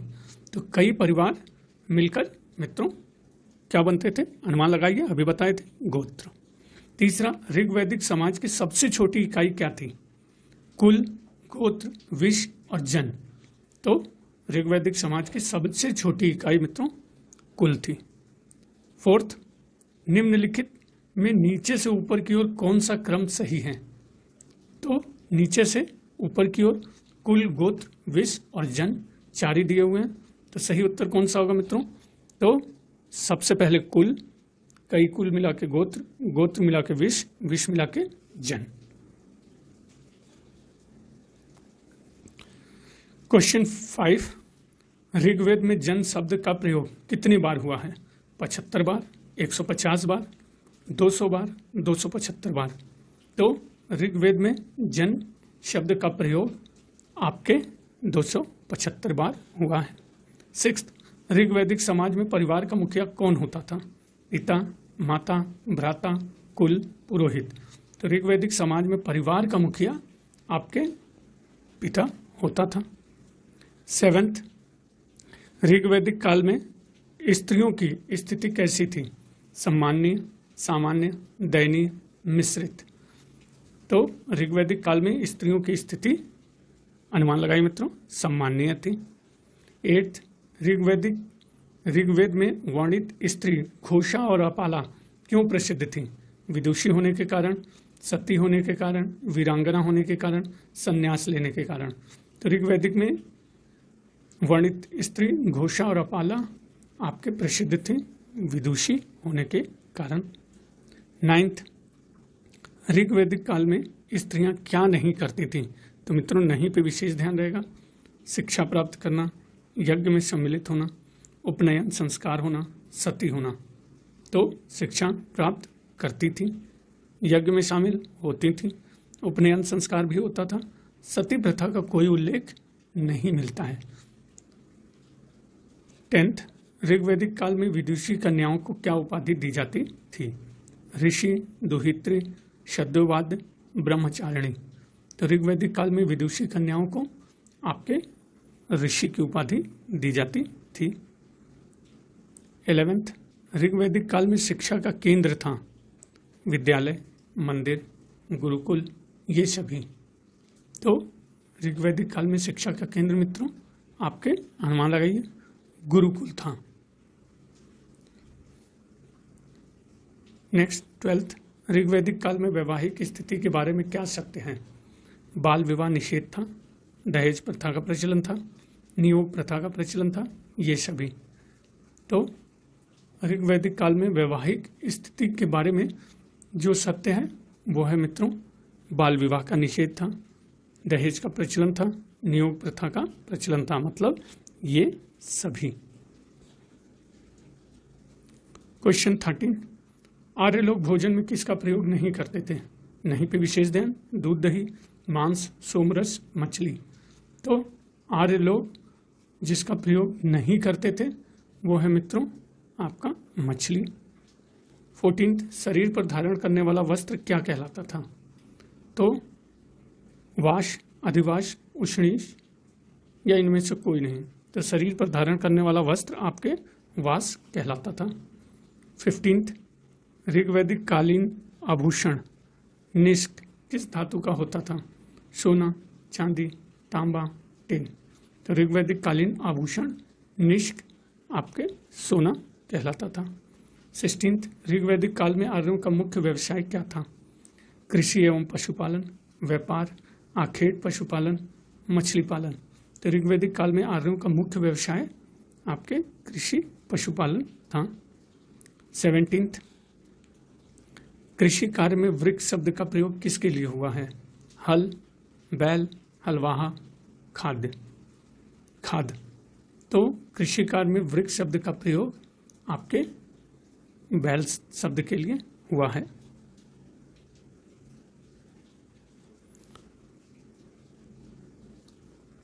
क्वेश्चन 18, ऋग्वेद में हिरण्य शब्द का प्रयोग किसके लिए हुआ है? सोना, चांदी, आभूषण, हिरण। तो ऋग्वेद में हिरण्य शब्द का प्रयोग आपके हुआ है सोने के लिए। 19th, ऋग्वैदिक काल में धन देकर ब्याज लेने वाला क्या कहलाता था? पानी, त्रष्टा।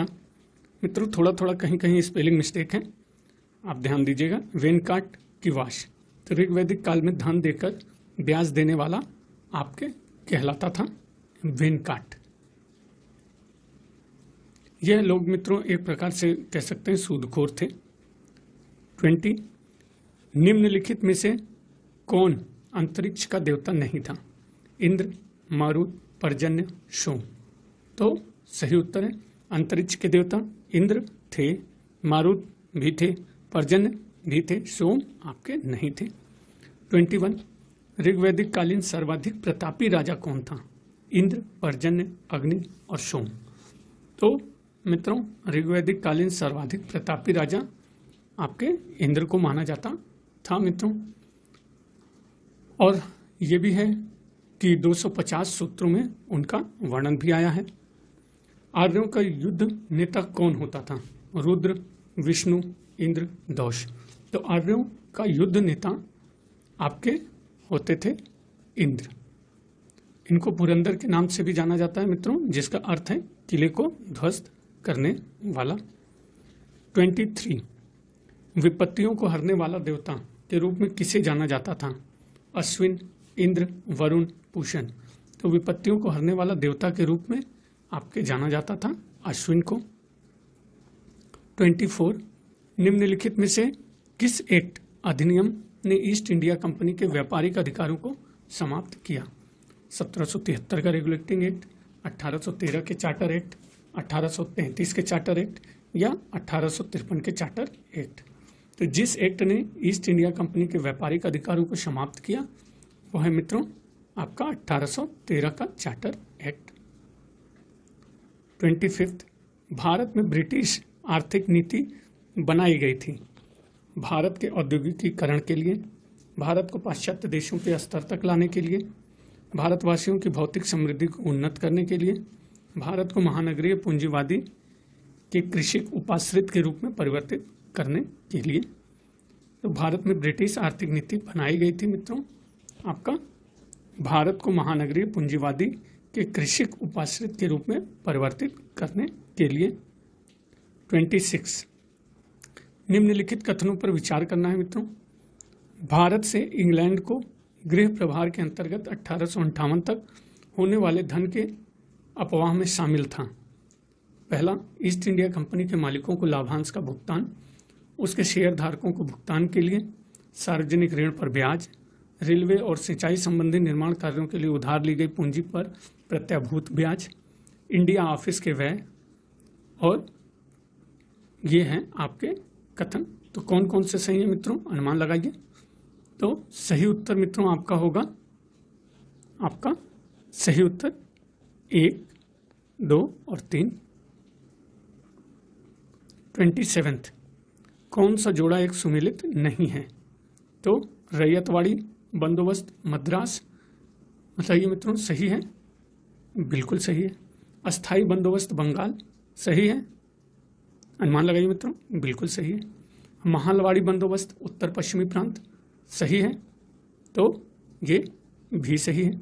ताल्लुकदारी बंदोबस्त बंबई, तो मित्रों यही आपका क्या है, गलत है। 28 निम्नलिखित विशेषताओं पर विचार कीजिए। आर्थिक समृद्धि, अंग्रेजों के पास बंगाल के दीवानी अधिकार थे जबकि नवाब निजामत के कार्य के लिए उत्तरदायी था। अकाल, सूखे की लंबी अवधि, क्षेत्र में व्यापार की मात्रा में अकस्मात वृद्धि। इनमें से कौन कौन बंगाल के द्वैत शासन प्रबंध की विशेषताएं थीं? तो अनुमान लगाइए मित्रों, कौन कौन बंगाल के द्वैत शासन की प्रबंध की विशेषताएं थी? Question number 28। तो सही उत्तर क्या होगा मित्रों आपका? सही उत्तर 2 भी सही है, 3 भी सही है और 4 भी सही है। उत्तर सी। 29 निम्नलिखित में से कौन बंबई योजना की संरचना से संबंध नहीं था? लाला श्रीराम, जीडी बिरला, भूला भाई देसाई, जेआरडी टाटा। तो जो बंबई योजना की संरचना से संबद्ध नहीं था तो नहीं पे विशेष ध्यान रहेगा। लाला श्रीराम बंबई योजना से की संरचना से संबद्ध थे, जीडी बिरला भी संबद्ध थे, जेआरडी टाटा भी संबद्ध थे, भूला भाई देसाई आपके नहीं थे। क्वेश्चन 30 निम्नलिखित कथनों पर विचार कीजिए।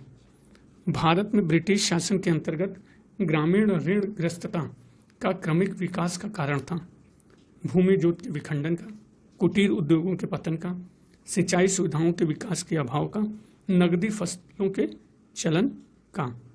तो सही उत्तर मित्रों 30वां का, अनुमान लगाइए अपना 30 का। तो ब्रिटिश शासन के अंतर्गत ग्रामीण ऋणग्रस्तता का क्रमिक विकास का कारण मित्रों आपका भूमि जोत का विखंडन भी था, कुटीर उद्योगों के पतन का भी था, सिंचाई सुविधाओं के विकास के अभाव का था। ये आपका नहीं है, ए सही है। 31 जैन धर्म एवं बौद्ध धर्म में क्या समानता थी? कर्मकांड का विरोध, ईश्वरीय सत्ता को अस्वीकार करना, संस्कृत के जगह पाली प्राकृत का प्रयोग, उपयुक्त सभी। तो जैन धर्म एवं बौद्ध धर्म में आपकी समानता मित्रों कर्मकांड का विरोध था, ईश्वरीय सत्ता को अस्वीकार किया दोनों ने, बिल्कुल किया। संस्कृत की जगह पाली प्राकृत का प्रयोग किया, तो कह सकते हैं उपयुक्त सभी। 32 निम्नलिखित में से कौन देवता का मुख कहा गया है? ब्रह्मा, ब्राह्मण, यज्ञ की अग्नि, इनमें से कोई नहीं। तो देवता का मुख जिसे कहा गया है वह है आपका यज्ञ की अग्नि। सब कुछ समाहित कर लेता है मित्रों, यज्ञ की अग्नि, इसलिए देवता का मुख कहा गया है। कह सकते हैं याद करने के लिए। 33 विष्णु के 10 अवतारों का वर्णन किस पुराण में मिलता है? मत्स्य पुराण, नरसिंह पुराण, वामन पुराण, इनमें से कोई नहीं। तो 10 अवतारों का वर्णन जिस पुराण में मिलता है वो है मित्रों आपका मत्स्य पुराण। 34 वैष्णव धर्म में ईश्वर प्राप्ति के साधन क्या थे? ज्ञान, भक्ति, कर्म, सभी तीनों। तो वैष्णव धर्म में ईश्वर प्राप्ति के साधन आपके ज्ञान भी था, भक्ति, कर्म, मतलब सभी तीनों। 35 वैष्णव धर्म के अवतारवाद का सिद्धांत किस काल में अपने उच्चतम स्तर पर था? कुषाण काल, गुप्त काल, मौर्य काल, शुंग काल। तो वैष्णव धर्म के अवतारवाद का सिद्धांत जिस काल में अपने उच्चतम स्तर पर था वह है आपका बी, गुप्त काल। 36 एलोरा में दशावतार मंदिर का संबंध किस वंश के शासकों से है? गुप्त वंश, चालुक्य वंश, राष्ट्रकूट वंश, पाल वंश। तो एलोरा में दशावतार मंदिर का संबंध जिस वंश के शासकों से है वो है आपका राष्ट्रकूट वंश। 37 तमिल प्रदेश में वैष्णव धर्म को विकसित करने का श्रेय किसे है? अलावार संत, नयनार संत, निम्बार्क संत, इनमें से कोई नहीं। तो तमिल प्रदेश में वैष्णव धर्म को विकसित करने का श्रेय आपके ए अलावार संत को है। नेक्स्ट क्वेश्चन 38 शैव संप्रदाय की शाखा निम्नलिखित में से कौन है? पाशुपत, कापालिक, कालमुख, सभी तीनों। तो शैव संप्रदाय की शाखा जो है वो आपकी सभी हैं मित्रों, पाशुपत, कापालिक, कालमुख, शैव संप्रदाय की शाखा है। 39 शैव संप्रदाय की सबसे प्राचीन शाखा कौन सी है? पाशुपत, कापालिक, कालामुख, लिंगायत। तो शैव संप्रदाय की सबसे प्राचीन शाखा मित्रों आपकी पाशुपत है। 40 लकुलिश निम्नलिखित में से किस संप्रदाय के संस्थापक थे? पाशुपत, कापालिक, कालामुख, लिंगायत। तो लकुलिश जिस संप्रदाय के संस्थापक थे वो है मित्रों आपका पाशुपत। 41 निम्नलिखित में से किसे वीर शिव संप्रदाय कहा जाता था? लिंगायत, पाशुपत, कालामुख, कापालिक। तो जिसे वीर शिव संप्रदाय कहा जाता था वो है आपका मित्रों लिंगायत। और मित्रों यह संप्रदाय दक्षिण भारत में प्रचलित था और इस संप्रदाय का मुख्य एक विशेषता थी मित्रों, अपने सिर पर शिवलिंग बांधकर रखते थे। 42 लिंगायत संप्रदाय का संस्थापक कौन था? वाशव, लकुलिश, वसुगुप्त, इनमें से कोई नहीं। तो लिंगायत संप्रदाय का संस्थापक वाशव। 43 नाथ संप्रदाय की स्थापना किसने की थी? मतेश्वर नाथ ने, गोरखनाथ, बालकनाथ, नेमिनाथ। तो नाथ संप्रदाय की स्थापना आपके की गई थी मित्रों मतेश्वर नाथ। 44 सिकंदर के समकालीन आम्भी पश्चिमोत्तर भारत में किस स्थान का शासक था? तक्षशिला, काबुल, कश्मीर, हिंदुकुश। तो सिकंदर के समकालीन आम्भी पश्चिमोत्तर भारत के जिस स्थान का शासक था वो है आपका तक्षशिला। 45 सिकंदर और पोरस के बीच हुए प्रसिद्ध युद्ध किस नदी के किनारे हुआ? झेलम, रावी, चिनाब, व्यास। तो बहुत इंपॉर्टेंट प्रश्न है, कई बार आया है। सिकंदर और पोरस के बीच का युद्ध जिस नदी के किनारे हुआ वो है आपका झेलम। 46 सिकंदर की मृत्यु कहाँ हुई थी? बैक्ट्रिया, मकदूनिया, बेबीलोन, तक्षशिला। तो सिकंदर की मृत्यु आपके मित्रों हुई थी बेबीलोन में। 47 निम्नलिखित में से किस ग्रंथ से मौर्य वंश के विषय में जानकारी मिलती है? अर्थशास्त्र, मुद्रा राक्षस, वृहत कथा मंजरी, सभी तीनों। तो जिस ग्रंथ से मौर्य वंश के विषय में जानकारी मिलती है वो है मित्रों आपका अर्थशास्त्र, मुद्रा राक्षस, बृहद कथा मंत्री, मतलब सभी तीनों। 48 अशोक ने अपने राज्याभिषेक के कौन से वर्ष में कलिंग पर आक्रमण किया? 8वें वर्ष, 9वें वर्ष, 10वें वर्ष, 12वें वर्ष। तो अशोक ने राज्याभिषेक के जिस वर्ष में कलिंग पर आक्रमण किया वो है आपका 8वां वर्ष। 49 अशोक के आक्रमण के समय कलिंग की राजधानी कहाँ थी? तोशली, जौगढ़, धौली, गंजाम। तो अशोक के आक्रमण के समय कलिंग की राजधानी मित्रों आपके तोशली थी। 50 नेपाल स्थित ललित पाटन नगर को किसने बसाया था? चंद्रगुप्त मौर्य, बिंदुसार, अशोक, इनमें से कोई नहीं। तो नेपाल स्थित ललित पाटन नगर को जिसने बसाया था वो है आपका अशोक। 51 अशोक ने आजीविकों के रहने के लिए बराबर की पहाड़ियों में 4 गुफाओं का निर्माण करवाया। निम्नलिखित में से कौन सा एक उनमें से नहीं है? कर्ण गुफा, सुदामा गुफा, कृष्ण गुफा, चौपार गुफा। तो अशोक ने आजीविकों के रहने के लिए बराबर की पहाड़ियों में 4 गुफाओं का निर्माण कराया। तो उनमें से जो नहीं है तो नहीं पे विशेष ध्यान रहेगा मित्रों। कर्ण गुफा थी, सुदामा गुफा भी थी, चौपार गुफा भी थी, कृष्ण गुफा नहीं थी। 52 अशोक अपने राज्याभिषेक के 10वें वर्ष धम्म यात्रा के नाम पर किस स्थान पर गया था? बोध गया, सारनाथ, श्रावस्ती, लुम्बिनी। तो अशोक अपने राज्याभिषेक के 10वें वर्ष धम्म यात्रा के नाम पर जिस स्थान पर गया था वो स्थान था, अनुमान लगाइए मित्रों, बोध गया। आप मित्रों पहले से अनुमान लगाएंगे और देखेंगे कितना प्रश्न आपका सही हो रहा है, तभी प्रैक्टिस हो पाएगी मित्रों। उत्तर का इंतजार किए बिना अपना एक उत्तर सेट करिए और अपना आकलन करिए मित्रों। 53 राज्याभिषेक के 20वें वर्ष अशोक किस स्थान पर धम्म यात्रा के तहत पहुंचा था? लुम्बिनी, बोधगया, पावा, सांची। तो राज्याभिषेक के 20वें वर्ष अशोक जिस स्थान पर धम्म यात्रा के तहत पहुंचा वो लुम्बिनी। 54 किस शिलालेख में अशोक ने त्रिरत्न में विश्वास प्रकट किया है? भाब्रू शिलालेख, जौगढ़ शिलालेख, रुमनदेही शिलालेख, ब्रह्मगिरी शिलालेख। तो जिस शिलालेख में अशोक ने त्रिरत्न में विश्वास प्रकट किया है वो है आपका भाब्रू शिलालेख। 55 अशोक के 14 शिलालेखों में से किस शिलालेख में धर्म महामात्रों की नियुक्ति की बात कही गई है? प्रथम, तृतीय, 5वां या फिर 7वां। तो अशोक के 14 शिलालेखों में से जिस शिलालेख में धर्म महामात्रों की नियुक्ति की बात कही गई है वो है आपका 5वां शिलालेख। 56 फिरोज तुगलक के समय में बंगाल का शासक कौन था? शमसुद्दीन इलियास, तुगरिल खां, अली शाह, सैयद जलालुद्दीन।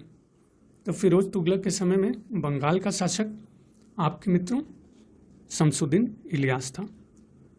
57 दिल्ली के किस शासक ने सुल्तान की उपाधि न धारण करके रैयत आला की उपाधि धारण की? खिज्र खां, मुबारक शाह, मोहम्मद शाह, आलम शाह।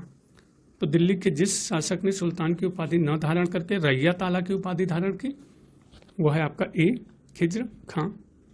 58 तैमूर लंग ने भारत से वापस जाते समय खिज्र खां को किस स्थान का शासक नियुक्त किया? मुल्तान, लाहौर, दीपालपुर, ये सभी।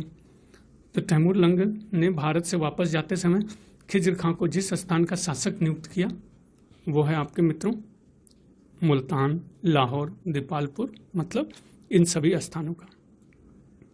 59 खोखर नेता जसरत का विद्रोह किसके शासनकाल में हुआ था?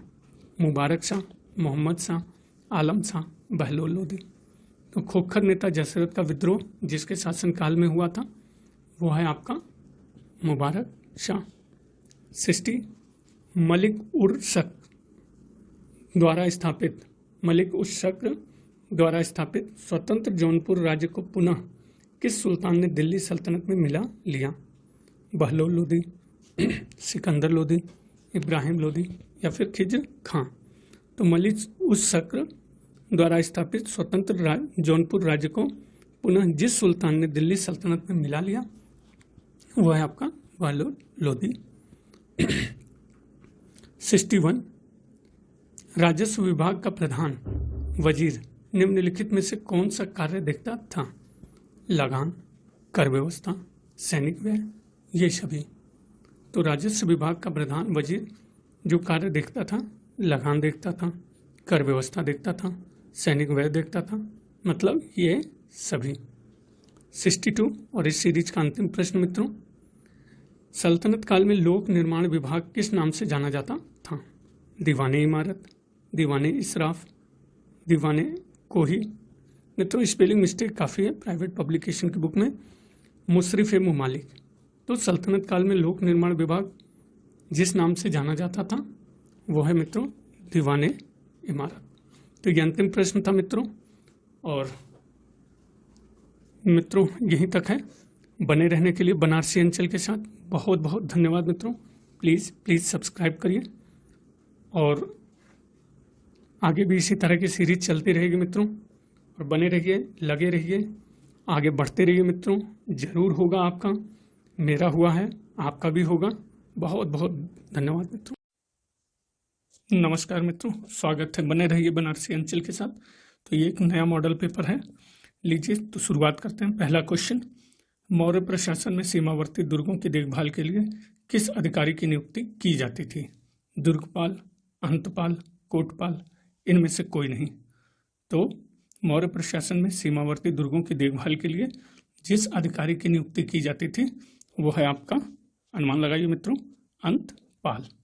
और ये भी कहा जाता है कि कौटिल्य के अर्थशास्त्र में राज्य के शीर्षस्थ अधिकारी को तीर्थ कहा जाता था, और इस तीर्थ में कुल संख्या 18 है, जिसमें एक अंतपाल था जो मित्रों सीमावर्ती दुर्गों की देखभाल करता था। नेक्स्ट क्वेश्चन, ये जियोग्राफी का है, मैं इसको स्किप करता हूं। सेकंड, मौर्य काल में साम्राज्य के उद्योग धंधों के प्रधान अधिकारी को क्या कहा जाता था? कर्मांतिक, प्रतिष्ठा, आटविक, प्रशस्ता। तो मौर्य काल में साम्राज्य के उद्योग धंधों के प्रधान अधिकारी को आपके कर्मांतिक कहा जाता था। थर्ड, मौर्य प्रशासन में वन विभाग का अध्यक्ष क्या कहलाता था? आटविक, अकाराध्यक्ष, प्रतिष्ठा, वनपाल। तो मौर्य प्रशासन में वन विभाग के अध्यक्ष को यहाँ पे आटविक कहा जाता था। क्वेश्चन 4, मापतौल का अधिकारी किस नाम से जाना जाता था? पौतवाध्यक्ष, पुराध्यक्ष, गणकाध्यक्ष, मानाध्यक्ष। तो मापतौल का अधिकारी आपके जाना जाता था पौतवाध्यक्ष। फिफ्थ, सीता अध्यक्ष किस विभाग का अधिकारी होता था? कृषि विभाग, वन विभाग, दान विभाग, व्यापार विभाग। तो सीता अध्यक्ष जिस विभाग का अधिकारी था वो था आपका कृषि विभाग। सिक्स्थ, मौर्य प्रशासन में व्यापार का प्रधान अधिकारी किस नाम से जाना जाता था? पण्याध्यक्ष, अकाराध्यक्ष, सीताध्यक्ष, मुद्राध्यक्ष। तो मौर्य प्रशासन में वाणिज्य व्यापार का प्रधान अधिकारी जिस नाम से जाना जाता था वह है आपका अकारा अध्यक्ष। सेवेंथ क्वेश्चन, फौजदारी मामलों की सुनवाई किस न्यायालय में होती थी? धर्मस्थली, कंठक शोधन, द्रोणमुख, इनमें से कोई नहीं। तो फौजदारी मामलों की सुनवाई जिस न्यायालय में होती थी वो है आपका कंटक शोधन। और धर्मस्थली आपका मित्रों दीवानी अदालत था। क्वेश्चन नंबर 8, स्त्री गुप्तचर किस नाम से जानी जाती थी? वृषली, संति, तीक्ष्णा, रक्षिण। तो स्त्री गुप्तचर आपके वृषली नाम से जानी जाती थी। क्वेश्चन 9, राजुक नामक अधिकारी की नियुक्ति किसके काल में की गई थी? चंद्रगुप्त, अशोक, बिंदुसार, इनमें से कोई नहीं। तो राजुक नामक अधिकारी की नियुक्ति जिसके काल में की गई थी वो है आपका चंद्रगुप्त। क्वेश्चन 10, मौर्य काल में अदैव मात्रिक भूमि से क्या तात्पर्य था? बिना सिंचाई के अच्छी कृषि, बंजर भूमि, दान में दी गई भूमि, राज्य की भूमि। तो मौर्य काल में अदैव मात्रिक भूमि से आपका तात्पर्य था बिना सिंचाई के अच्छी कृषि। 11th, अर्थशास्त्र में वर्णित वार्ता का अर्थ क्या था? कृषि, पशुपालन, व्यापार, या सभी तीनों? तो सही उत्तर है अर्थशास्त्र में वर्णित वार्ता का अर्थ कृषि, पशुपालन, व्यापार अर्थात ये तीनों था। क्वेश्चन 12, मौर्य काल में धार्मिक कर किस नाम से जाना जाता था? बलि, भाग, हिरण्य, शुल्क। तो मौर्य काल में आपका धार्मिक कर बलि के नाम से जाना जाता था। 13, मौर्य काल में विष्टि से क्या तात्पर्य था? निःशुल्क श्रम, सिंचाई कर, धार्मिक अनुदान, आर्थिक दंड।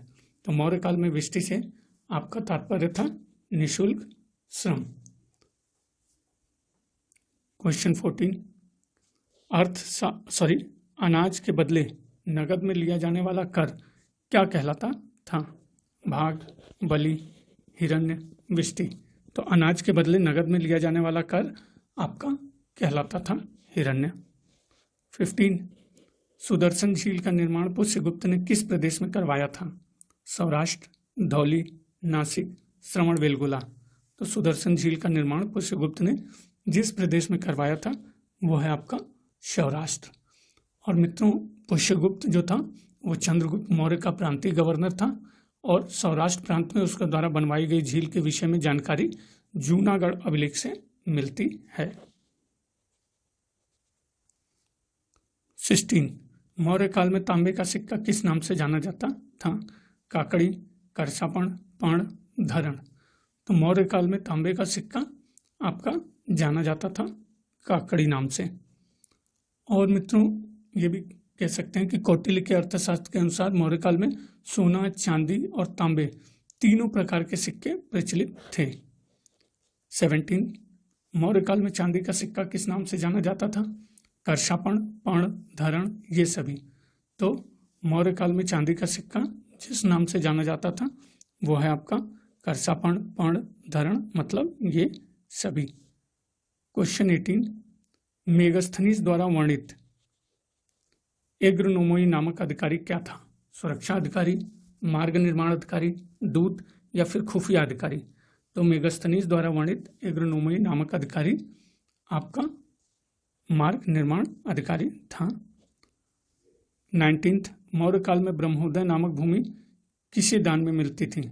शिक्षक, यज्ञ पुरोहित, वेद पाठी ब्राह्मण, ये सभी। तो मौर्य काल में ब्रह्मोदय नामक भूमि जिसे दान में मिलती थी वो है आपका शिक्षक को भी मिलती थी, यज्ञ पुरोहित, वेद पाठी, ब्राह्मण को भी मिलती थी, मतलब ये सभी। क्वेश्चन 20, मेगस्थनीज ने भारतीय समाज को कितने भागों में विभक्त किया था? 4, 5, 7 या फिर 8। तो मेगस्थनीज ने भारतीय समाज को जितने भागों में विभाजित किया था या विभक्त किया था वो है कुल संख्या 7। 21, कौटिल्य ने अर्थशास्त्र में कितने प्रकार के दासों का उल्लेख किया है? 5, 6, 7 या फिर 9। तो कौटिल्य ने अर्थशास्त्र में जितने प्रकार के दासों का उल्लेख किया है वो है आपका 9 प्रकार के दासों का उल्लेख है। 22, निम्नलिखित में से किस ग्रंथ में चंद्रगुप्त मौर्य के लिए वृषल शब्द का प्रयोग किया गया है? अर्थशास्त्र, मुद्रा राक्षस, इंडिका या इनमें से कोई नहीं। तो जिस ग्रंथ में चंद्रगुप्त मौर्य के लिए वृषल शब्द का प्रयोग किया गया है वो है मित्रों आपका मुद्रा राक्षस। 23, बिंदुसार ने किस प्रांतीय विद्रोह को दबाने के लिए अशोक को भेजा था? तक्षशिला, उज्जैनी, सौराष्ट्र या फिर कलिंग। तो बिंदुसार ने जिस प्रांतीय विद्रोह को दबाने के लिए अशोक को भेजा था वह है आपका तक्षशिला। 24, चिकित्सा से संबंधित निम्नलिखित में से कौन सा ग्रंथ है? चरक संहिता, अष्टांग हृदय, नवनीत कम, उपयुक्त सभी। तो चिकित्सा से संबंधित जो ग्रंथ है वो है आपका चरक संहिता भी, अष्टांग हृदय भी, नवनीत कम भी है, उपयुक्त सभी कह सकते हैं।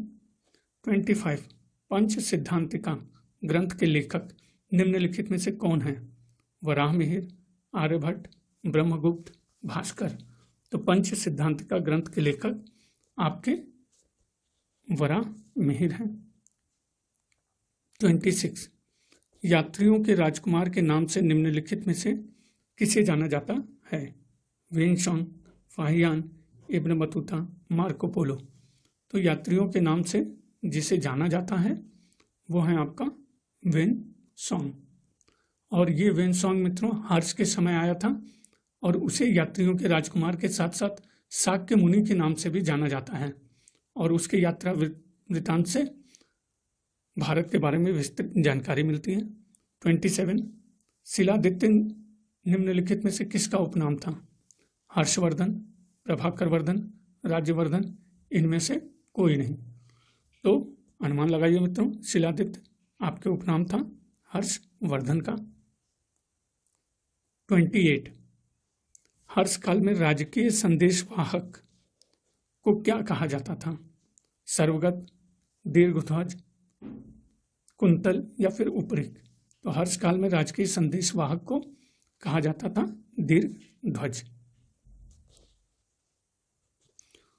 29 चैत्य के अंदर बने छोटे स्तूप को क्या कहा जाता है? दगोबा, वेदिका, ध्यानगिरी, इनमें से कोई नहीं। तो चैत्य के अंदर बने छोटे स्तूप को आपके दगोबा कहा जाता है। 30 भुवनेश्वर के निकट उदयगिरी चैत्य गृह का निर्माण किसके काल में हुआ? मौर्य काल, शुंग काल, गुप्त काल, हर्ष काल? तो भुवनेश्वर के निकट उदयगिरी चैत्य गृह का निर्माण जिसके काल में हुआ वो है आपका शुंग काल। 31 निम्नलिखित में से कौन सी गुफा महाराष्ट्र में नहीं है? तो नहीं पे विशेष ध्यान रखेंगे मित्रों। अजंता महाराष्ट्र में है, बिल्कुल है। एलोरा ये भी है। एलिफेंटा मित्रों अनुमान लगाइए, ये भी है। बाघ की गुफा महाराष्ट्र में नहीं है। नेक्स्ट 32 तमिल कवि जैनगोंदार निम्नलिखित में से किसका राजकवि था? कुलोतुंग, कुलोतुंग द्वितीय, कुलोतुंग तृतीय, विजयालय? तो तमिल कवि जयगोंदार जिसका राजकवि था वो है मित्रों कुलोतुंग प्रथम। 33 चोल काल में वेलक्कार किसे कहते थे? राजा के अंगरक्षक, पैदल सेना, धनुर्धारी सेना, इनमें से कोई नहीं। तो चोल काल में वेलक्कार आपके कहते थे राजा के अंगरक्षक। 34 चोल काल में राजा के प्रधान सचिव को किस नाम से जाना जाता था? ओलय, ऑल नायकम, पेरुंदरम, इनमें से कोई नहीं। तो चोल काल में राजा के प्रधान सचिव को जिस नाम से जाना जाता था वो है ऑल नायकम। 35 श्रीलंका के शासक महेंद्र पंचम पर आक्रमण कर विजय प्राप्त करने वाला चोल शासक कौन था? राजराज प्रथम, राजेंद्र द्वितीय, विक्रम चोल, विजयालय? तो श्रीलंका के शासक महेंद्र पंचम पर आक्रमण कर विजय प्राप्त करने वाला चोल शासक आपके राजराज प्रथम था। 36 शिवपाद शेखर की उपाधि किस चोल शासक ने धारण की थी? राजराज प्रथम, राजेंद्र प्रथम, कुलोतुंग प्रथम, आदित्य प्रथम? तो शिवपाद शेखर की उपाधि जिस चोल शासक ने धारण की थी वो है मित्रों, अनुमान लगाइए मित्रों कौन था? वो था राजराज प्रथम। और मित्रों ये भी कहा जाता है चोल नरेश राजराज प्रथम अपने को शैव का उपासक कहता था। और शिवपाद शेखर उपाधि के साथ साथ मित्रों इसने चोल मार्तंड, रविकुल माणिक्य की उपाधि धारण की और तंजौर का प्रसिद्ध बृहदेश्वर शिव मंदिर का भी निर्माण करवाया। 37 किस चोल शासक ने नागपट्टनम में चूड़ामणि नामक बौद्ध विहार बनवाने की अनुमति दी? राजराज प्रथम, परांतक, वीर राजेंद्र, अधिराजेंद्र? तो जिस चोल शासक ने नागपट्टनम में चूड़ामणि नामक बौद्ध विहार बनवाने की अनुमति दी वो है राजराज प्रथम। 38 गंग शासक मधु का मारनों को किस चोल शासक ने पराजित किया? राजेंद्र प्रथम, राजेंद्र द्वितीय, अधिराजेंद्र, विक्रम चोल? तो गंग शासक मधु का मारनों को जिस चोल शासक ने पराजित किया वो है आपका मित्रों राजेंद्र प्रथम। 39 सिंचाई के लिए चोल गंगा नामक एक विशाल तालाब का निर्माण किसने करवाया था? राजेंद्र प्रथम, राजेंद्र द्वितीय, वीर राजेंद्र, अधिराजेंद्र? तो सिंचाई के लिए चोल गंगा नामक एक विशाल तालाब का निर्माण जिसने करवाया था वो है आपका राजेंद्र प्रथम। 40 संगम काल में व्यवसायी वर्ग पुलयिन क्या होता था? रस्सी बनाने वाला, मछुआरा, बढ़ई या फिर कुम्हार?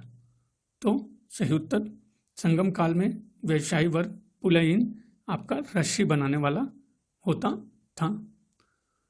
नेक्स्ट 41, संगम काल में व्यापारी को क्या कहा जाता था? विनेगर, बल्लाल, इंडियर, मलवर। तो संगम काल में व्यापारी को आपके विनेगर कहा जाता था। 42, संगमकालीन ग्रंथों में प्रेम विवाह को क्या कहा जाता था? पंच, तिणे, कैकिड़े, पेरुनिदड़े, इनमें से कोई नहीं। तो संगमकालीन ग्रंथों में प्रेम विवाह को आपके कहा जाता था पंच, तिणे। 43, संगमकालीन प्रसिद्ध ग्रंथ शिल्पाधिकरम की नायिका कौन थी? कण्डगी, परतियर, कणिगैचर, इनमें से कोई नहीं। तो संगमकालीन प्रसिद्ध ग्रंथ शिल्पाधिकरम की नायिका आपके कण्डगी थी।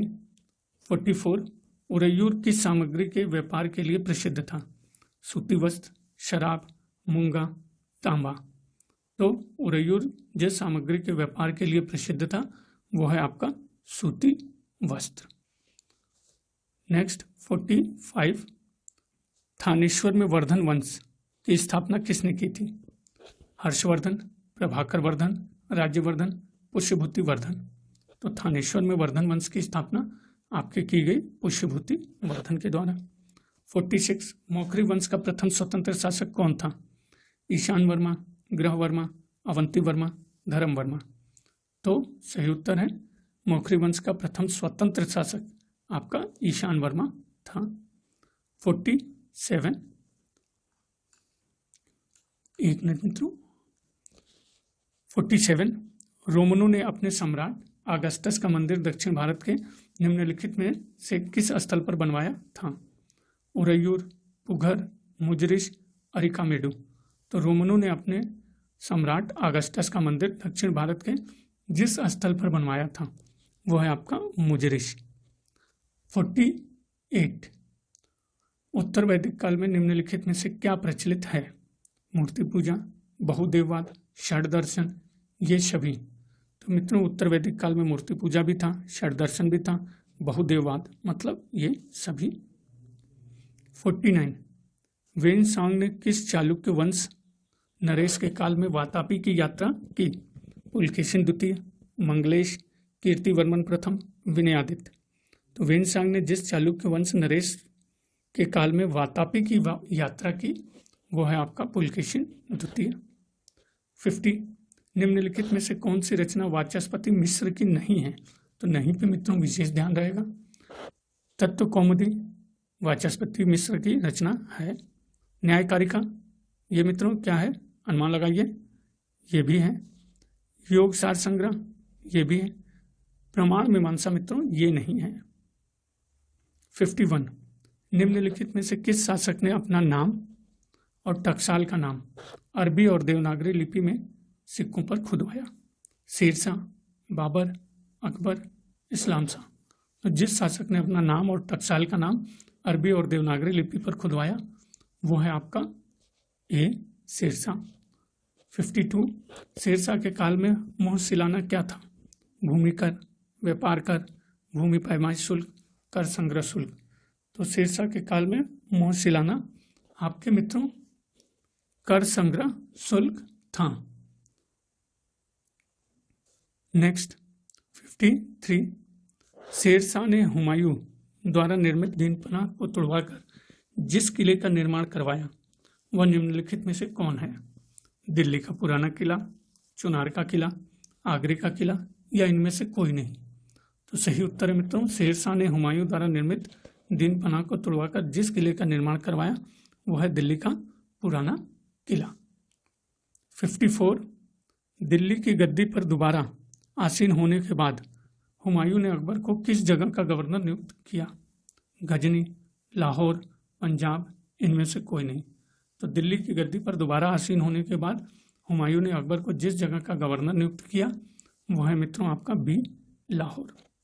55, मालवा के शासक बाज बहादुर ने अकबर की अधीनता स्वीकार करते हुए कितने का मनसब प्राप्त किया? 2000, 5000, 7000, इनमें से कोई नहीं।